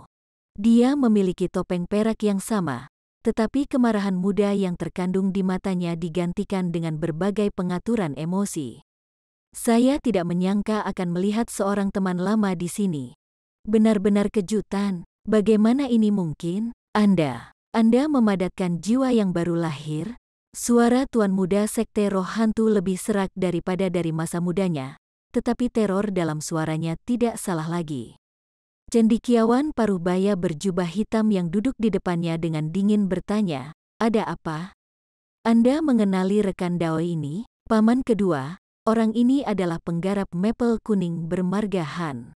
Selama tahun itu, dia, sarjana paruhbaya itu mengungkapkan sedikit keterkejutan, tetapi dia mengerutkan kening dan dengan tegas berkata, "Tidak perlu membicarakannya. Rekan Taois Han sudah menjadi pembudidaya Nas Chen Shou. Dia tidak akan menurunkan dirinya ke level junior." Dia kemudian dengan lembut tersenyum pada Han Li dan dengan ramah berkata, "Saya adalah Master Sekte Roh Hantu Wang Tiangu. Keponakan saya memiliki pendapat yang berlebihan tentang kemampuannya sendiri di masa lalu dan telah melakukan banyak pelanggaran. Tetapi saya berharap rekan Daoi Han akan mengabaikan masalah ini demi saya. Hal-hal itu dengan rekan Daoi Wang hanyalah masalah masa lalu. Dengan bertahun-tahun berlalu, bagaimana saya masih bisa menyimpan dendam? Dirimu yang terhormat tidak perlu khawatir." Han Li melirik pria berjubah hitam itu dan tersenyum seolah dia benar-benar berencana untuk membiarkan masa lalu berlalu. Namun, Han Li dalam hati mencibir. Tuan muda Sekte Roh Hantu hampir mengambil nyawanya 2 kali, memaksanya untuk mengambil risiko meninggalkan selatan surgawi. Bagaimana kebencian seperti itu bisa dengan mudah diselesaikan? Jika bukan karena banyak pembudidaya Nasjen Sol yang hadir, dan Master Sekte Roh Hantu khususnya, dia akan segera mengambil nyawa Wang Chan. Untuk saat ini, yang bisa dia lakukan hanyalah memeriksa yang lain dan melihat apakah mereka adalah pembudidaya iblis Dao atau bukan. Jika dia tidak menahan dendamnya, mungkin saja dia akan dikepung. Pada saat itu, Markis Nanlong mengambil kesempatan untuk memotong, "Hehe, jadi ternyata rekan Daoi berasal dari Yellow Maple Valley. Saya awalnya percaya Anda berasal dari Drifting Cloud Sect. Namun, sangat bagus bahwa rekan Daoi dapat melepaskan permusuhan lama ini. Lagi pula, saya yakin semua orang yang saya undang tidak ingin melihat perselingkuhan yang tidak menyenangkan terjadi." Wang Tiangu tersenyum, tetapi sebagai salah satu yang cerdas, dia tidak akan dengan mudah mempercayai kata-kata Han Li. Dia kemudian mengangguk dan berkata, "Hati yang terbuka dari rekan Taois benar-benar membuat saya kagum. Jadilah benar-benar tenang rekan Taois Han. Ketika saya kembali, saya pasti akan menghukum keponakan saya." Tetapi bagi rekan Daoi Han untuk naik dari tahap pendirian yayasan ke tahap jiwa baru lahir hanya dalam 200 tahun, itu cukup sulit dipercaya. Mungkin dalam beberapa lagi ratus tahun, mungkin bagi rekan Daoi untuk mencapai tahap akhir Nasjen Sol. Karena bakat kami yang lain buruk, itu adalah tujuan yang agak tidak dapat dicapai. Setelah itu dikatakan, semua pembudidaya lain yang hadir telah sangat mengubah ekspresi. Han Li dalam hati mengutuk dan merasakan kebencian yang menusuk tulang terhadap guru Sekte Roh Hantu. Kata pujian yang jelas ini dimaksudkan untuk menandai target padanya. Setelah hening beberapa saat, seorang pria berkulit coklat bertanya dengan nada aneh, "Rekan Taois belum mencapai usia 300 tahun? Master Sekte Wang pasti bercanda. Saya baru saja memasuki tahap Nasjen Sol. Bagaimana saya berani memiliki harapan tinggi untuk mencapai tahap akhir Nasjen Sol? Itu akan memakan waktu bertahun-tahun yang tak terhitung." Han Li dengan santai menyentuh masalah itu sebelum mengalihkan pandangannya melewati semua orang di ruangan itu. Pada saat itu, dia menemukan bahwa ada seorang wanita formasi inti yang sangat cantik yang berdiri di samping Wang Chan. Dia juga berdiri di belakang Wang Tiangu. Penampilan tenang wanita itu menunjukkan bahwa dia adalah karakter yang luar biasa. Dia telah mendengar klan teratas di negara bagian Yue, klan Yan, diam-diam meninggalkan negara itu untuk segera bergabung dengan Sekte Roh Hantu. Selain itu, wanita ini Yan Ruyan telah menikahi Wang Chan dan memiliki akar roh surgawi. Han Li tidak bisa tidak curiga bahwa wanita ini adalah dia. Adapun 6 yang duduk, mereka semua adalah pembudidaya Nasjen Sol. Satu-satunya yang merupakan pembudidaya tahap Nasjen Sol pertengahan selain dari Markis adalah seorang pria tua berjanggut berpakaian putih. Setelah melirik beberapa kali pada mereka yang hadir, tatapan Han Li bertemu dengan pria tua itu dan dia langsung menggigil. Tatapannya mengandung rasa dingin yang menusuk dan dingin. Namun, Han Li dengan santai menoleh dan menghindari tatapannya. Ketika lelaki tua itu melihat ini, dia samar-samar tersenyum. Pada saat itu, Markis Nanlong memanggil Han Li untuk duduk. Tanpa ragu-ragu, Han Li menemukan kursi kosong dan duduk dengan pertimbangan yang tidak semestinya. Setelah itu, dia melirik Wang Chan dengan tatapan misterius. Meskipun tuan muda dari Sekte Roh Hantu itu penuh dengan teror, dia berhasil menjaga penampilan luarnya tetap tenang di hadapan Wang Tiangu. Terlepas dari itu, dia masih merasakan kegelisahan yang luar biasa pada apa yang tampaknya disarankan oleh mata Han Li. Di masa lalu, kultivasi mereka cocok, tetapi lompatannya saat ini ke tahap Nasjen Sol banyak menyebabkan kebencian dan alarm. Pada Yan Ruyan, dia melirik Han Li dengan mata cerah. Tidak diketahui apa yang dia pikirkan. Begitu Han Li melihat ini, dia mencibir sebelum tidak menghiraukan mereka lagi. Sebagai pemimpin kelompok, Markis Nanlong berdiri di tengah mereka dan berbicara dengan nada yang dalam, Ada rekan Taois yang berasal dari Dao Benar, Dao Iblis, dan bahkan ada beberapa pembudidaya gelandangan di antara kalian. Namun, Anda semua serupa di mana indera spiritual Anda sangat luas. Karena alasan itulah saya meminta Anda semua rekan Daoi untuk datang ke sini hari ini. Sebagian dari Anda seharusnya sudah memiliki gambaran umum tentang masalah ini, tetapi mayoritas harus mengabaikan masalah ini. Saya akan memberikan pengarahan menyeluruh tentang masalah ini sebelum semua orang dapat memutuskan untuk berpartisipasi dalam masalah ini. Jika Anda tidak mau, saya tidak akan memaksa Anda. Ketika Hanli mendengar ini, semangatnya bangkit. Inti masalahnya akhirnya tiba. Seorang kultivator berwajah tegas yang duduk di seberang pria berjubah hitam itu tiba-tiba berkata, "Hehe. Saya tidak peduli dengan yang lain. Tetapi mengapa kedua junior sekte roh hantu itu ada di sini? Jangan bilang bahwa indera spiritual mereka cocok dengan kita." Pada saat yang sama, dia melirik Wang Tiangu dengan tatapan permusuhan seolah-olah mereka adalah musuh. Markis meramalkan ini akan terjadi dan berbicara seolah-olah dia sudah memiliki jawaban. Rekan Taois Long, Anda harus mengabaikannya. Meskipun budidaya mereka tidak terlalu tinggi, mereka mahir dalam teknik rahasia. Ketika mereka kemudian menggabungkan indera spiritual mereka dengan kita, mereka akan memberikan dorongan yang signifikan. Anda harus tahu bahwa sulit untuk menemukan kultivator dengan indera spiritual sekuat kita, terlepas dari bagaimana indera spiritual mereka menjadi begitu kuat.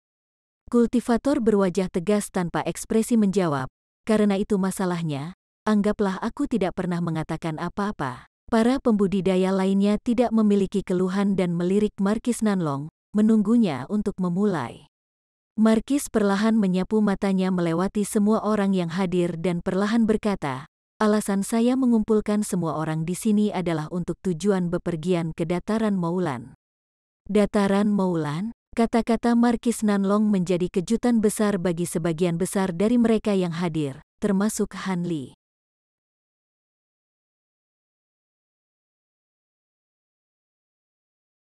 Chapter 687. Harta Karun Cangkun. Saudara Nanlong, apakah Anda berbicara dengan benar? Dataran Moulan, kultivator berwajah tegas mengerutkan kening, berbicara seolah-olah dia tidak percaya apa yang dia dengar. Para pembudidaya lainnya tidak jauh lebih baik. Tapi karena mereka semua eksentrik tua yang telah menghadapi kesulitan yang tak terhitung jumlahnya, mereka mampu mempertahankan ketenangan mereka terlepas dari emosi yang bergejolak saat mereka menunggu jawaban Markis Nanlong. Markis Nanlong dengan tenang menjelaskan, "Rekan Taois salah paham. Saya tidak bermaksud bahwa kita akan menuju jauh ke Dataran Moulan, hanya 50 km di dalam perbatasannya." Kultivator berwajah tegas menggelengkan kepalanya seolah-olah sangat takut dengan gagasan itu masih sangat berbahaya. Suku Moulan telah mengasah kekuatan mereka selama bertahun-tahun dan menjadi gelisah. Tepi Dataran Moulan telah menjadi zona bahaya. Saya khawatir banyak prajurit mantra tingkat Nasjen Sol akan berkumpul di sana. Meskipun hanya beberapa pendekar mantra yang memiliki harta sihir, kultivasi mereka masih setara dengan kita. Selain itu, teknik roh mereka tidak hanya sangat kuat, tetapi mereka juga sangat mudah beradaptasi. Jika kami ketahuan, akan sulit untuk melarikan diri tanpa cedera. Markis Nanlong dengan cemberut berkata, "Tentu saja aku tahu betapa sulitnya mereka. Di masa lalu, saya bertarung melawan prajurit mantra Nasjen Sol selama 3 hari penuh. Meskipun kultivasinya setara dengan milikku dan harta sihirnya sangat rendah, pertempuran telah berakhir dengan jalan buntu. Karena itu masalahnya, pasti ada alasan penting mengapa rekan Daoi berniat pergi ke sana. Mengapa lagi saudara Nanlong berani menghadapi bahaya seperti itu? Hehe, saudara Wang benar-benar memahamiku. Apakah ada di antara Anda rekan Taois yang bernama Master Cangkun?" Kilatan terang berkedip dari mata wanita tua yang belum berbicara, "Tuan Cangkun. Bukankah itu pembudidaya gila yang menekan Dao yang benar dan iblis 5.000 tahun yang lalu?" Dengan ekspresi aneh, Markis berkata dengan suara aneh, "Nyonya Tai benar. Orang gila itulah yang mendatangkan malapetaka terhadap Dao yang benar dan iblis di masa lalu. Meskipun tidak ada yang secara resmi mengakui ini, pembudidaya gila yang berani itu pasti pembudidaya gelandangan terbesar selama waktu itu. Dia memiliki kemampuan yang mendalam menyapu melewati banyak lawan menakutkan di selatan surgawi. Bahkan tetua agung dari Sekte Ikatan Harmonis dan pemimpin aliansi Dao yang benar, tokoh nomor satu dari kedua belah pihak pada saat itu, tidak berani mengatakan bahwa mereka bisa menang melawan kultivator gila itu. Wang Tiangu bertanya dengan ekspresi aneh. Jadi rekan Dao Nanlong bermaksud mengatakan bahwa masalah ini terkait dengan kultivator gila? Markis dengan berat berkata, hehe. Seperti yang dikatakan saudara Wang. Kita akan menuju ke tempat di mana Guru Chang Kun meninggal. Ini adalah kediaman gua yang tersembunyi dengan cermat. Wanita tua itu dengan kuat menggelengkan kepalanya karena tidak percaya, tidak mungkin. Bukankah orang gila itu terbunuh setelah dikepung oleh banyak musuhnya? Markis Nanlong hanya tersenyum dan memberikan penjelasan ketika pembudidaya baru lahir pertengahan lainnya, lelaki tua berpakaian putih, tiba-tiba berkata, Tuan Chang Kun tidak terbunuh oleh serangan itu. Sebaliknya dia dipaksa untuk meledakkan diri sendiri dua inkarnasi bonekanya untuk menciptakan kesempatan untuk melarikan diri. Para pembudidaya yang mengelilinginya tidak ada yang lebih bijaksana dan percaya bahwa salah satu inkarnasi adalah tubuh aslinya. Namun, pertempuran itu telah sangat melukai vitalitas Master Chang Kun dan sangat sulit baginya untuk memulihkan kemampuannya. Akibatnya, dia menghabiskan beberapa tahun di sana untuk pemulihan, dan tempat tinggal gua aslinya menghilang bersama pesan apapun. Hanya ketika rekan Taois Nanlong dan saya baru-baru ini menemukan tempat kematiannya, kami menemukan pengetahuan ini dari pesan yang tersisa. Begitu Master Chang Kun menghilang, dia menerjang lembah Devil Fall dan menjadi orang pertama yang berhasil keluar hidup-hidup. Wanita tua itu dengan tajam berteriak dengan ekspresi gembira, dia kembali dari lembah Devil Fall hidup-hidup. Bagaimana mungkin? Semua orang yang mendengar cerita itu merasakan napas mereka menjadi dingin. Untuk sesaat, mereka berdua dikejutkan oleh informasi ini dan merenungkan validitas klaim ini. Untuk sementara waktu, mereka tidak bisa membantu tetapi saling melirik dengan cemas. Kultivator kecoklatan merenung sejenak sebelum bertanya sambil mencibir, bahkan jika masalah ini benar, apa hubungannya dengan dataran Moulan? Jangan bilang bahwa Tuan Chang Kun mengubur harta yang dia peroleh dari lembah Devil Fall di dalam gua yang tersembunyi ini. Markis Nanlong memutar-mutar janggutnya dan tanpa ekspresi berkata, kata-kata rekan Daoi Bing sebagian besar benar. Menurut apa yang tertinggal di tempat kematian Guru Qian Kun, dia tinggal di lembah Devil Fall selama beberapa tahun, tetapi tidak lama kemudian, dia menemui kematian dalam meditasi. Dia mungkin kambuh dari luka lamanya atau memperoleh luka baru dari Devil Fall Valley, tapi bagaimanapun, dia seharusnya membawa banyak harta keluar dari Devil Fall Valley. Harta karun yang menarik perhatian pembudidaya gelandangan terbesar di zaman itu bukanlah masalah kecil. Selanjutnya, dari kemampuannya untuk menekan kerumunan pembudidaya sebagai pembudidaya gelandangan, dia pasti memiliki seni rahasia dan harta sihir yang luar biasa.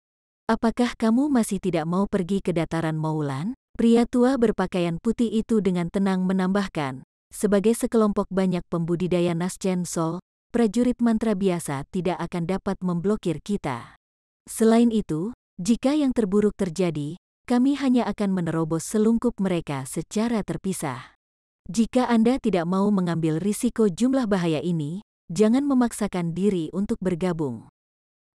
Kami akan menemukan orang lain untuk pergi sebagai gantinya. Setelah itu dikatakan, para pembudidaya lainnya mulai memakai ekspresi keragu-raguan. Han Li tiba-tiba berkata, ada sesuatu yang membuatku bingung. Karena kalian berdua tahu di mana harta itu, mengapa kalian mencari kami secara khusus, mereka yang memiliki indera spiritual yang sangat kuat? Mungkinkah itu terkait dengan seberapa tersembunyi tempat tinggal gua itu? Markis Nanlong mengungkapkan ekspresi tak berdaya dan berkata, aku baru saja akan menjelaskannya sebentar lagi. Jika kita bisa mendapatkan harta itu sendiri, kita akan bisa memonopoli harta itu. Namun, kami dapat menemukan kediaman gua setelah banyak pencarian ketika kami berdua menyelinap ke dataran Moulan. Sayangnya, kediaman gua dikelilingi oleh formasi mantra kuno yang mengagumkan. Meskipun upaya terbaik kami tidak dapat menembusnya. Tentu saja, kami tidak berani berlama-lama karena kami masih berada di dataran Moulan. Kami memasukkan karakteristik formasi mantra ke memori dan kembali ke selatan surgawi. Setelah mencari melalui berbagai catatan tentang formasi mantra, kami akhirnya menemukan formasi mantra kuno adalah pembatasan jiwa menakjubkan yang dianggap hilang seiring waktu. Wang Tiangu mengungkapkan keheranannya, pembatasan jiwa yang menakjubkan? Bukankah itu salah satu dari 10 batasan besar kuno? Bagaimana bisa ada di sana? Mayoritas pembudidaya belum pernah mendengar tentang formasi mantra sebelumnya, tetapi hati mereka bergetar setelah mendengar guru sekte roh hantu. Apapun dari 10 batasan kuno yang agung benar-benar akan sulit untuk dibubarkan. Jejak keheranan berkedip dari mata Han Li, tapi segera menghilang. Markis agak terkejut bahwa Wang Tiangu mengetahui hal ini. Setelah bertukar pandang dengan pria tua berpakaian putih itu, dia tersenyum dan memberikan pujian. Saya telah mendengar reputasi besar Brother Wang sebagai ahli mantra formasi. Untuk mengetahui formasi kuno yang tidak jelas, saya melihat bahwa reputasinya memang pantas. Wang Tiangu sepertinya menyadari sesuatu dan dengan sopan menolak untuk berbicara. Saudara Nanlong, silakan lanjutkan. Saya hanya pernah mendengar namanya dan tidak tahu bagaimana cara membubarkannya. Masalahnya benar-benar asing bagi saya. Ketika lelaki tua berpakaian putih melihat ini, dia memberikan senyum langka dan dia langsung berkata, kami menghabiskan beberapa tahun setelah penemuan kami untuk meneliti metode menembus batasan. Kami harus menguranginya dengan kekerasan atau menemukan 8 kultivator dengan indera spiritual yang kuat yang mampu memanifestasikan indera spiritual untuk menghilangkan batasan. Menerobos batasan dengan paksa pasti tidak akan berhasil. Pembatasan kuno sangat mendalam. Bahkan jika kita menyerang formasi dengan keras tanpa akhir selama beberapa bulan, itu mungkin tidak cukup untuk menghancurkannya. Tentu saja, tidak mungkin kami dengan berani menampilkan tindakan seperti itu di dalam dataran Moulan. Jika kita membubarkannya dengan perasaan spiritual yang termanifestasi, hanya perlu 1 hari untuk menerobos selama semua kemampuanmu cukup kuat. Para pembudidaya di aula sekarang mengerti mengapa mereka semua dipanggil bersama. Mungkin pembudidaya jiwa baru lahir pertengahan lainnya akan memiliki indera spiritual yang lebih kuat dan lebih cocok untuk melanggar batasan, tetapi keduanya jelas tidak ingin pembudidaya kuat lainnya untuk bergabung dengan mereka karena takut mereka akan dikhianati. Lagi pula, sementara 2 pembudidaya Naschen Sol pertengahan mungkin tidak bisa menang melawan pembudidaya Naschen Sol awal, mereka akan bisa memaksa jalan buntu, jika hanya nyaris. Terlepas dari itu, semua pembudidaya yang hadir di aula masing-masing merasa agak bersemangat memikirkan harta karun dari lembah Devil Fall. Meskipun akan berbahaya untuk memasuki tepi dataran Moulan, bahayanya tidak signifikan dibandingkan dengan apa yang bisa diperoleh. Ini adalah kesempatan yang jarang terlihat tetapi sering dicari. Markis Nanlong mengkonfirmasi partisipasi mereka dan mengungkapkan senyum tulus setelah melihat bahwa tidak ada yang mundur. Masih ada sesuatu yang harus saya jelaskan kepada Anda semua. Jika kita berhasil dan dapat benar-benar memasuki kediaman gua, Saudara Yun dan saya akan memilih yang pertama. Kemudian kita akan membagi harta yang tersisa secara merata. Ada keberatan?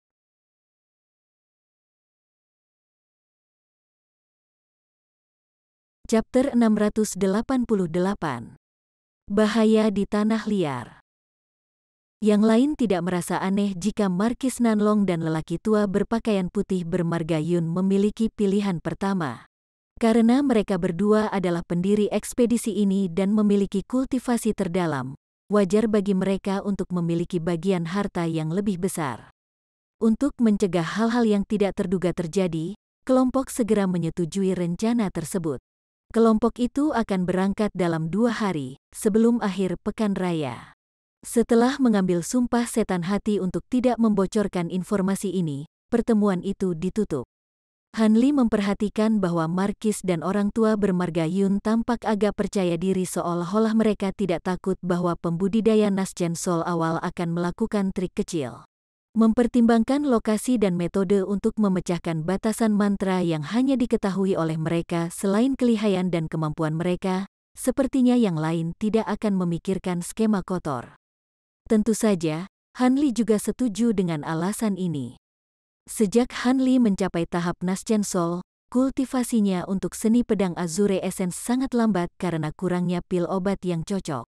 Hanli memperhitungkan bahwa jika dia berkultivasi dengan pahit selama 300 tahun, dia masih tidak akan mencapai puncak tahap awal Nasjen Sol.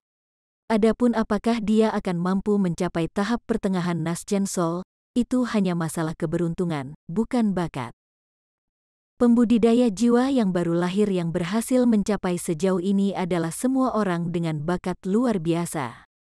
Menurut rencana awal Hanli, dia akan rajin berkultivasi selama lebih dari 100 tahun setelah pameran perdagangan selesai. Begitu dia membuat beberapa kemajuan dengan seni kultivasinya, dia akan segera meninggalkan kediaman guanya dan menemukan beberapa reruntuhan pembudidaya kuno atau tanah yang kaya dengan harta alam. Hanya seperti ini dia akan menemukan kesempatan untuk maju ke tahap kultivasi berikutnya. Tapi sekarang Hanli telah mendengar tentang harta karun lembah Devil Fall yang terkenal. Hanli tidak mungkin membiarkan mereka pergi. Ini mungkin kesempatan yang dia butuhkan. Yang lain kemungkinan memiliki pemikiran yang sama. Eksentrik Nasjen Sol tua ini terjebak pada tahap awal Nasjen Sol selama bertahun-tahun yang tak terhitung jumlahnya. Tidak ada kemungkinan mereka akan meninggalkan terobosan yang tepat seperti itu. Teknik dan pil obat pasti signifikan. Tentu saja, karena Tuan Muda Sekte Roh Hantu bepergian dengan mereka, jika ada kesempatan untuk membunuhnya di jalan, Hanli tidak akan menahan diri. Bahkan jika Wang Tiangu menyaksikannya, apa yang akan berubah?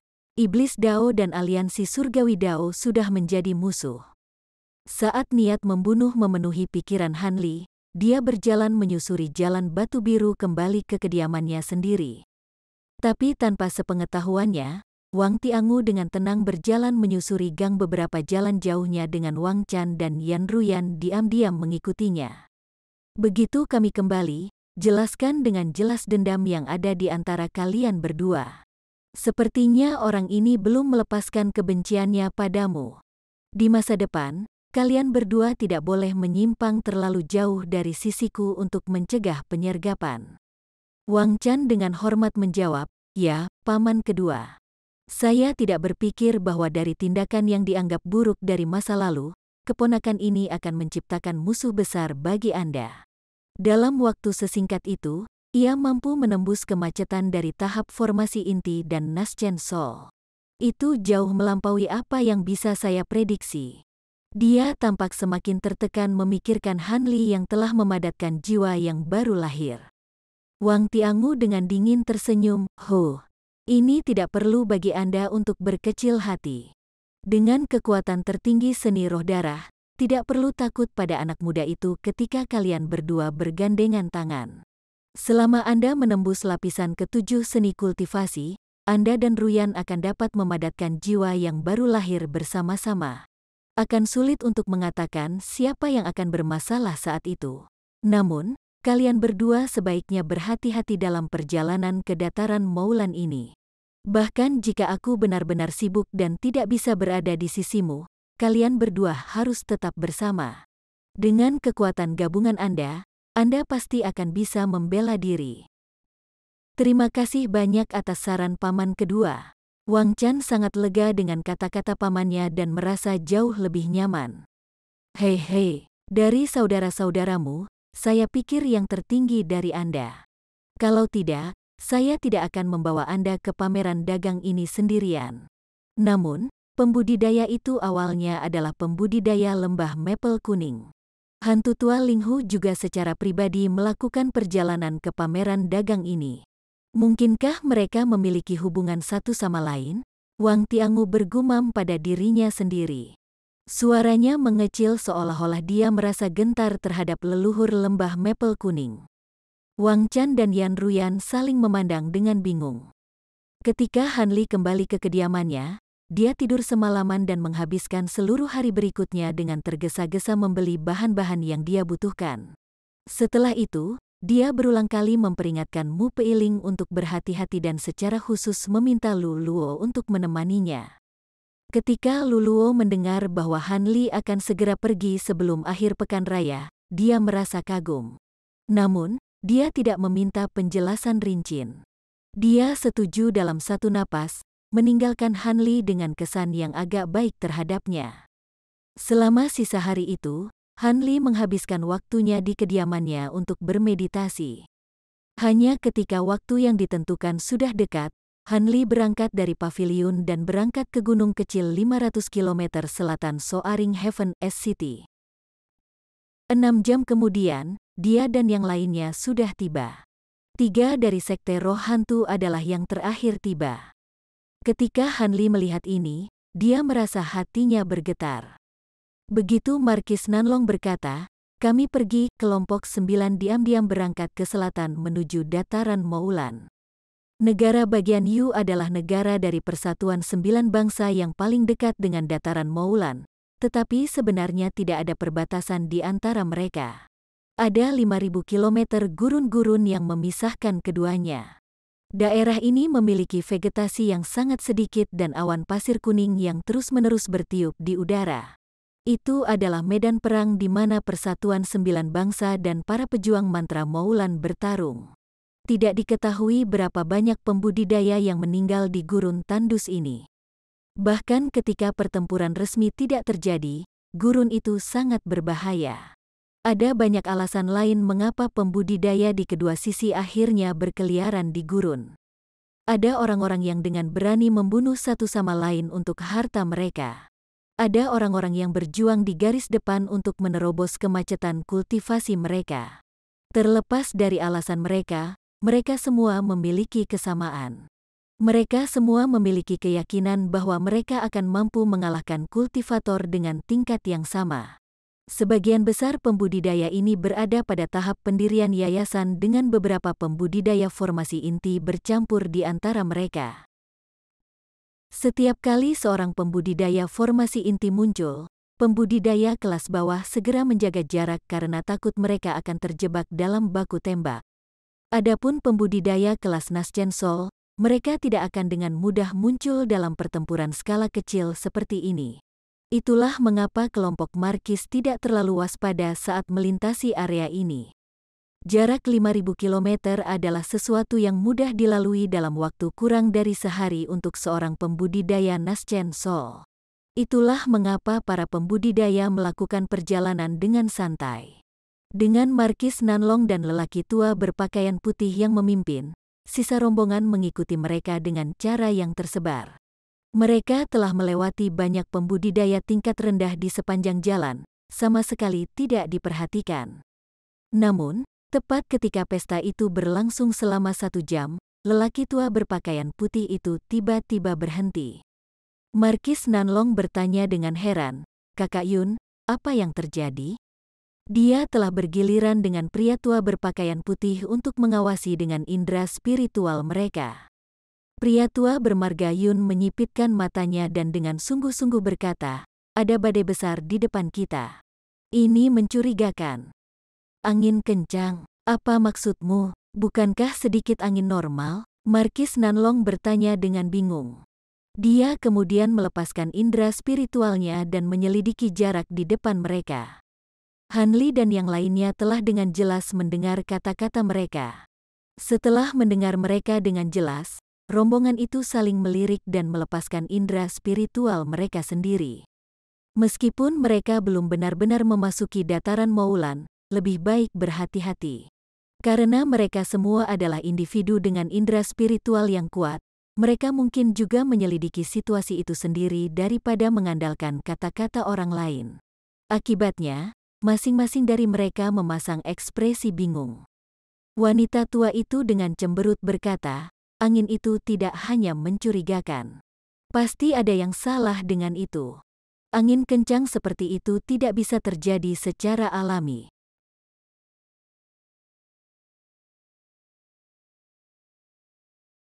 Chapter 689. Penampilan prajurit mantra. Perasaan spiritual Hanli menemukan bahwa ada badai kuning yang melonjak melintasi cakrawala. Tingginya lebih dari 300 meter dan membawa batu dan pasir. Itu benar-benar jahat, seolah-olah seekor naga jahat muncul dari bumi. Tetapi karena indera spiritualnya hampir setara dengan para pembudidaya Naschen Sol, dia mampu memperluas indera spiritualnya sejauh 50 km dari para pembudidaya lainnya. Dengan teknik pengembangan hebat yang beredar di seluruh tubuhnya, indera spiritualnya memadat dan memasuki badai pasir. Namun, indera spiritualnya menjadi redup setelah memasuki badai pasir. Dia hanya mampu membenamkan indera spiritualnya 300 meter ke dalam badai, tetapi dia tidak dapat melihat apapun. Markis Nanlong meringis dan berkata, mengesankan. Ini seharusnya teknik roh angin Moulan. Ketika aku bertarung melawan seorang pendekar mantra di masa lalu, mereka telah menggunakan teknik roh yang menyelimuti dunia ini. Setelah dikerahkan, ia mampu memblokir penyelidikan apapun dan badai pasirnya yang hebat mampu melindungi diri dan menjebak musuh. Ini benar-benar merepotkan. Namun, saya belum pernah melihatnya pada skala yang begitu mencengangkan. Tampaknya ribuan kali lebih besar dalam lingkup. Aneh. Teknik roh Moulan, ekspresi yang lain berubah setelah mendengarnya. Wang Chan dan Yan Ruyan memucat saat mendengar ini. Tetapi karena mereka memiliki kultivasi terlemah di pesta, mereka tidak berani berbicara tidak pada tempatnya. Pria tua berpakaian putih itu dengan sungguh-sungguh berkata, Saudara Nanlong berbicara benar. Hanya teknik roh yang mampu menciptakan badai pasir yang begitu menakjubkan. Selain itu, dari kekuatan teknik roh, pasti ada banyak prajurit mantra yang terkandung di dalamnya. Kami tidak akan bisa menembus mereka dengan kekuatan parti kami saat ini. Wanita tua itu dengan bingung bertanya, bagaimana mungkin? Mengapa Moulan tiba-tiba mengirim begitu banyak prajurit mantra? Nona Tai, kapan terakhir kali kita melakukan gencatan senjata dengan Moulan? Wang Tiangu bertanya dengan ekspresi aneh. Seharusnya sekitar 100 tahun yang lalu. Apakah maksud saudara Wang? Wanita tua itu sepertinya tiba-tiba menyadari sesuatu. Wang Tiangu tersenyum kecut dan dengan malu-malu berkata, sekitar 100 tahun yang lalu. Itu seharusnya sudah cukup waktu bagi Moulan untuk mengumpulkan kekuatan mereka. Markis Nanlong memasang ekspresi ketidakberdayaan dan dengan lembut berkata, Saudara Wang berbicara benar. Seharusnya sudah waktunya untuk memulai perang lain. Siapa yang tahu berapa banyak pembudidaya yang akan jatuh kali ini. Tapi secara kebetulan, kita bertemu dengan barisan depan Moulan. Pria tua berpakaian putih itu dengan cemberut berkata, ada terlalu banyak kebetulan di dunia ini, jadi masalah ini tidak terlalu mengejutkan. Namun, kami hanya memiliki dua pilihan. Kita bisa kembali dan menghindari pertemuan kita dengan garda depan Moulan, menunggu waktu yang lebih tepat untuk mencari harta karun itu. Bagaimanapun, harta itu tidak akan kemana-mana, tetapi serangan Moulan pasti akan berlangsung selama bertahun-tahun. Kami tidak akan dapat kembali ke harta karun dalam waktu singkat. Selain itu, dunia terus berubah. Akan sulit untuk mengumpulkan semua orang sekali lagi setelah begitu banyak waktu berlalu. Wanita tua itu menggelengkan kepalanya dan berkata, tidak perlu mempertimbangkannya. Kami pasti harus mengambil opsi kedua dan menerobos angin. Namun, risikonya benar-benar terlalu besar. Jika hanya ada hantu tua menakutkan yang terbaring di dalam badai pasir, akan sulit bagi kita untuk berhasil. Mungkinkah tidak ada cara untuk menghindarinya? Pria tua itu bergumam pada dirinya sendiri sejenak sebelum dengan sungguh-sungguh berkata, saya khawatir sudah terlambat. Jika Moulan berkomitmen penuh untuk menyerang mereka, itu tidak hanya akan menjadi garda depan. Bahkan jika kita berkeliling, kita masih akan bertemu dengan mereka. Tetapi jika itu hanya masalah mempertahankan penyembunyian kita saat kita masuk, seharusnya tidak menjadi masalah jika kita menyelinap melewati sisi mereka. Selama kita bisa melewati barisan depan Moulan, kita akan bisa menghindari kekuatan utama prajurit mantra dengan waktu yang cukup. Kemudian kita akan dapat melakukan apa yang kita inginkan di dataran Moulan yang tak berdaya dan membiarkan kita kabur dengan harta itu tanpa khawatir.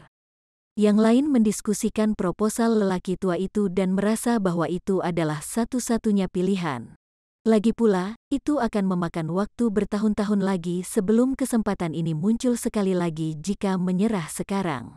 Tentu saja, mundur bahkan tidak bisa dipertimbangkan jika mereka bukan pembudidaya Naschen Sol. Rentang hidup mereka tidak akan mampu bertahan menunggu. Tentu saja, sebelum menuju ke dataran Moulan, mereka masing-masing mengirim jimat surat ke markas Serikat Sembilan Bangsa terdekat untuk mencegah mereka tidak siap menghadapi serangan Moulan yang akan datang. Ini dianggap sebagai kewajiban mengingat bahwa mereka adalah pembudidaya dari Selatan Surgawi. Setelah itu, kelompok 9 menahan aura mereka dan menyembunyikan diri saat mereka diam-diam terbang ke samping, berharap untuk menghindari pusat badai pasir di mana angin bertiup paling kencang. Karena Wang Chang dan Yan Ruyan memiliki kultivasi yang lebih lemah, Wang Tiangu telah memberi mereka pertimbangan khusus dan menutupi mereka dengan penghalang cahaya yang besar. Sesaat kemudian, mereka menghilang dari pandangan Han Li. Tetapi ketika Han Li melihat ini, dia mencibir. Dengan akal spiritual, Wang Tiangu dan juniornya tidak mungkin luput dari perhatiannya. Badai pasir yang lebat menutup celah 50 km dalam sekejap. Itu membawa tekanan samar yang mirip dengan iblis. Sebelum badai pasir tiba, tornado mulai membelah bumi saat mereka memimpin. Untungnya, mereka menjaga jarak dari pusat dan mampu menghindari tornado saat mereka melewati mereka. Tornado yang lebih besar lebarnya lebih dari 30 meter dan yang lebih kecil lebarnya hanya sekitar 10 meter. Mereka masing-masing tampaknya berisi beberapa prajurit mantra. Han Li tetap tersembunyi di dekat mereka dan dapat dengan jelas merasakan mereka dengan indera spiritualnya. Siluet kabur dan samar-samar di dalam tornado tidak menemukan Han Li dan teman-temannya. Mereka hanya melanjutkan perjalanan. Di bawah tatapan dingin Han Li dan kawan-kawan, mereka menyaksikan prajurit mantra diam-diam pergi. Mengikuti setelah tornado adalah badai pasir yang luar biasa. Berdiri di paling depan, ekspresi Markis Nanlong berubah saat dia memperingatkan Parti dengan transmisi suara tidak bagus. Hati-hati di samping. Ketika Han Li mendengar ini, wajahnya menunjukkan alarm. Tornado besar yang lebarnya sekitar 300 meter dan tingginya yang tak terduga merobek ke arah mereka dari kejauhan. Tornado besar seperti itu pasti dikendalikan oleh banyak prajurit mantra. Mungkinkah seseorang telah menemukan mereka? Han Li menarik napas dalam-dalam dan mau tidak mau membangunkan pedang penghangat awan bambu miliknya. Meskipun dia telah lama mendengar tentang reputasi besar dari prajurit mantra, dia tidak pernah secara pribadi menyaksikan kekuatan mereka. Namun, dia tidak bisa memaksa dirinya untuk melihat ke depan untuk ini dalam situasi saat ini. Yang lain melirik tornado besar dengan ekspresi waspada. Ada orang-orang yang memiliki tangan bersinar dengan cahaya redup dan orang-orang yang sudah menyiapkan harta sihir mereka. Namun, tornado besar telah menyapu mereka seolah-olah mereka tidak mendeteksi mereka, sangat melegakan Markis Nanlong dan anggota parti lainnya. Setelah penundaan singkat, badai pasir yang luas menenggelamkan mereka semua dan lingkungan mereka menjadi padat dengan warna kuning tua. Itu adalah suasana yang agak menyesakkan. Markis Nanlong dengan tenang berteriak, "Berhati-hatilah. Badai pasir ini aneh. Jangan melepaskan indera spiritual Anda dan juga jangan menyimpang terlalu jauh." Meskipun anggota partai dapat dengan mudah membubarkan pasir, itu akan mengungkapkan gerakan mereka. Untungnya, pasir kuning dengan cepat bertiup melewati mereka dengan cepat, memberi mereka perlindungan yang mereka butuhkan untuk bergerak maju dengan hati-hati. Namun, setelah waktu yang dibutuhkan untuk menyelesaikan makan, Han Li merasa bahwa mereka adalah sesuatu yang salah saat dia secara monoton menyapu pandangannya.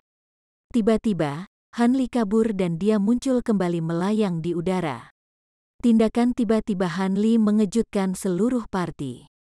Wanita tua itu mengerutkan kening dan dengan kesal bertanya, "Rekan Taois Han, mengapa kamu berhenti? Han Li tanpa ekspresi berkata, apakah kamu tidak merasa ada sesuatu yang salah?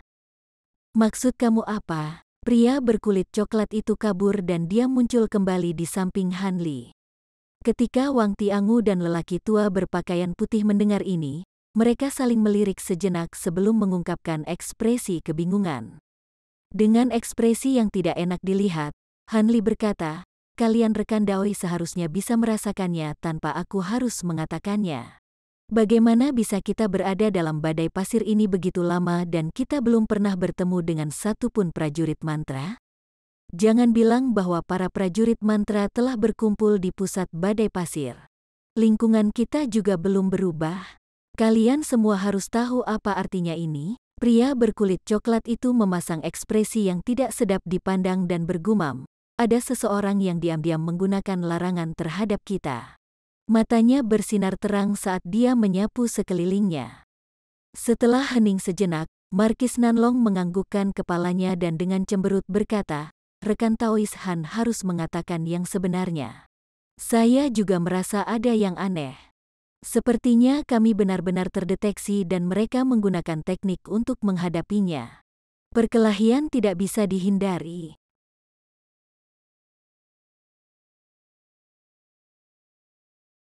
Chapter 690. Bijak Agung. Para pembudidaya lainnya tetap tenang setelah mendengar ini. Masing-masing dari mereka menyadari bahwa pembatasan mantra digunakan untuk menjebak mereka karena musuh tidak memiliki kekuatan untuk menyerang mereka. Namun, mereka tidak bisa terjebak terlalu lama, kalau tidak bala bantuan Moulan akan tiba.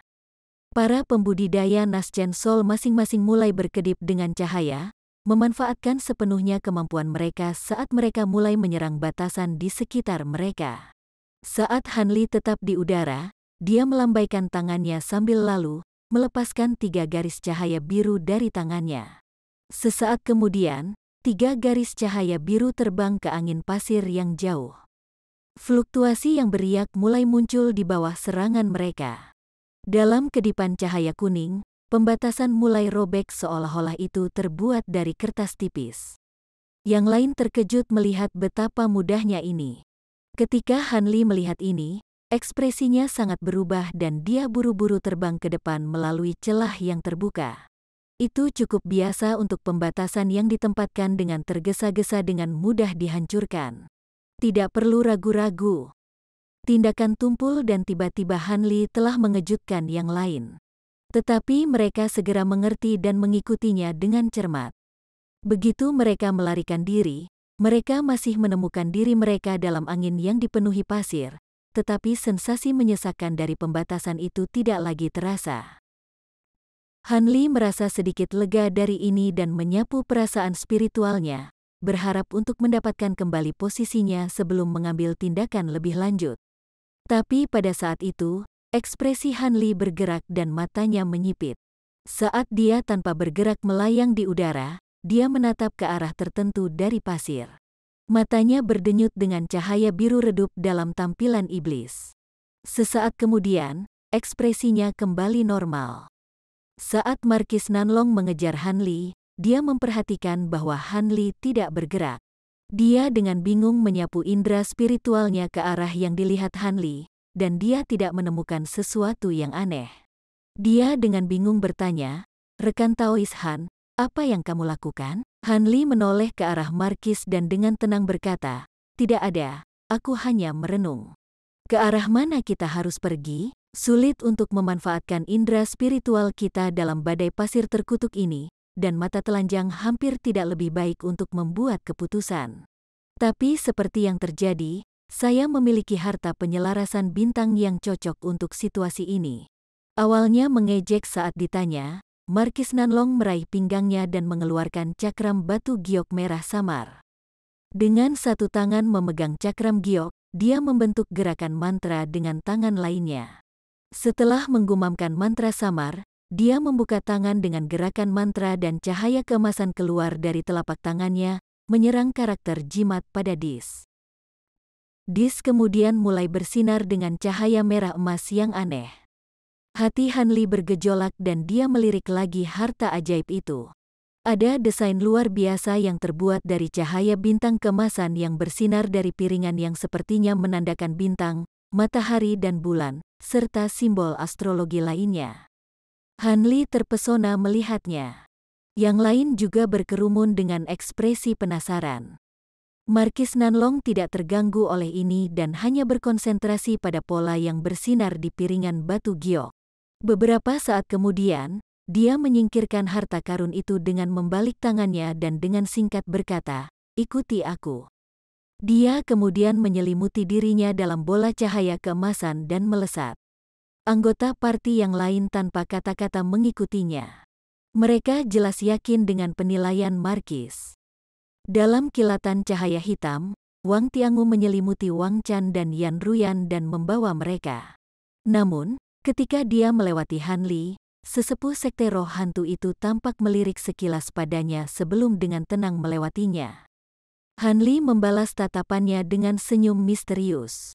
Dia samar-samar melihat bahwa Wang Chan telah menundukkan kepalanya dan tidak berani melihat ke arahnya dengan cara yang agak lemah lembut. Sebaliknya, Yan Ruyan yang cantik dengan tenang mengalihkan pandangannya ke arah Hanli untuk sementara waktu dengan mata cerah sebelum berbalik. Hanli segera menemukan dirinya di belakang kelompok. Tapi dengan senyum ceroboh, tubuhnya bersinar dengan cahaya biru seolah-olah akan terbang. Tapi sebelum itu, dia tanpa sadar mengalihkan pandangannya ke tempat dia melirik sebelumnya dan memasang ekspresi aneh.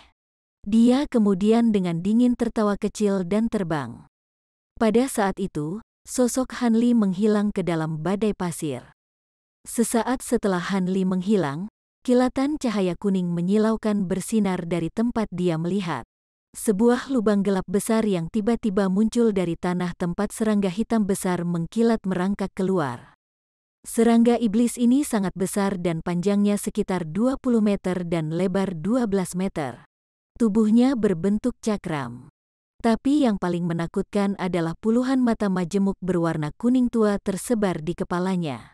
Ada juga beberapa tanduk ramping di kepalanya bersama dengan sepasang taring besar dan tajam yang berkilau dingin. Ada juga 4 sayap transparan di punggungnya yang berkibar lembut. Berdiri di atas serangga iblis yang mengerikan ini adalah 3 siluet dengan ketinggian yang berbeda-beda. Salah satunya bersinar dengan cahaya putih menyilaukan dan yang lain diselimuti kabut hijau gelap yang aneh, mengaburkan bentuk aslinya. Adapun sosok terakhir, tubuh mereka berkedip dengan kilat biru samar seolah-olah mereka adalah dewa petir yang terwujud. Grand Sage, apakah kita akan membiarkan mereka pergi? Apakah ini tidak buruk? Siluet yang diselimuti cahaya putih melirik ke arah di mana pesta Hanli menghilang. Kata-katanya membawa sedikit kekhawatiran. Sosok kabut hijau dengan dingin mendengus dan dengan dingin berkata, bagaimana mungkin formasi ilusi bisa membatasi mereka? Jangan lupa bahwa mereka sebagian besar adalah pembudidaya tahap Nascen Sol, karakter di kelas yang sama dengan kita. Bahkan 2 terlemah masih pembudidaya formasi inti terlambat. Adalah delusi untuk berpikir bahwa suku pasir kuning kita bisa berharap untuk menahan mereka. Temperamennya tampak kasar.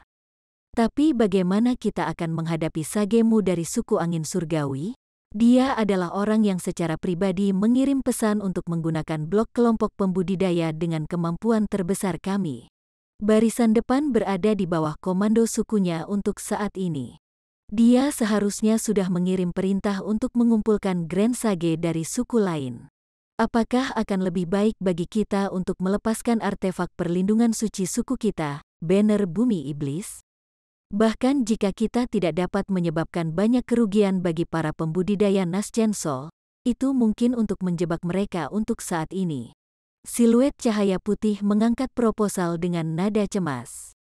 Sosok kabut hijau menjadi marah dan dengan belak-belakan menegur, omong kosong. Bagaimana kita bisa begitu santai menggunakan 36 spanduk Defiler? Nenek moyang suku pasir kuning kami selalu menginstruksikan kami untuk tidak pernah menggunakan panji suci kecuali suku kami berada di ambang pemusnahan. Dan bahkan jika para pembudidaya ini terjebak untuk sementara waktu, mengingat kemampuan mereka, mereka pasti akan menghancurkan beberapa spanduk. Bagaimana tanggapan kita saat itu? Tanpa suku suci yang melindungi artefak, bagaimana kami bisa terus mempertahankan posisi kami di 10 suku besar? Bahkan mungkin ada beberapa suku yang lebih kecil yang mungkin ikut campur dalam masalah ini dan memusnahkan kita. Aku ceroboh. Terima kasih banyak atas pengingat Grand Sage. Prajurit mantra dalam cahaya putih buru-buru meminta maaf atas pelanggarannya. Karena kamu baru saja menjadi Sage, kesalahan ini akan dimaafkan sekali ini saja. Bagaimanapun, itu bukan seolah-olah kita tidak melakukan apa-apa. Mereka terlalu kuat dan kami tidak mampu menahan mereka. Grand Sage-mu benar-benar punya ide bagus untuk mengirim suku pasir kuning kami untuk mengikat para penyusup. Begitu kedua belah pihak menderita, dia akan dengan mudah tiba untuk menghabisi mereka dan mengambil bagian terbesar dari kredit dan jarahan. Di sisi lain, jika kita tidak mengeluarkan suku kita yang melindungi artefak untuk memblokir mereka, kita akan terlihat menyembunyikan niat jahat, meninggalkan kesempatan bagi mereka untuk melakukan pembalasan. Grand Sage dalam kabut hijau dengan dingin berbicara seolah-olah dia memiliki pendapat yang sangat buruk tentang Sage-mu. Prajurit mantra Moulan yang diselimuti petir dengan tenang berkata, saya khawatir ini adalah bagaimana Sage-mu berniat untuk bertindak. Bagaimanapun, kedua suku kami tidak pernah memiliki hubungan yang baik. Namun, kami sekarang adalah tentara sekutu dan tidak benar-benar tunduk pada mereka. Hilangnya kekuatan kita bukanlah sesuatu yang akan mereka pikirkan.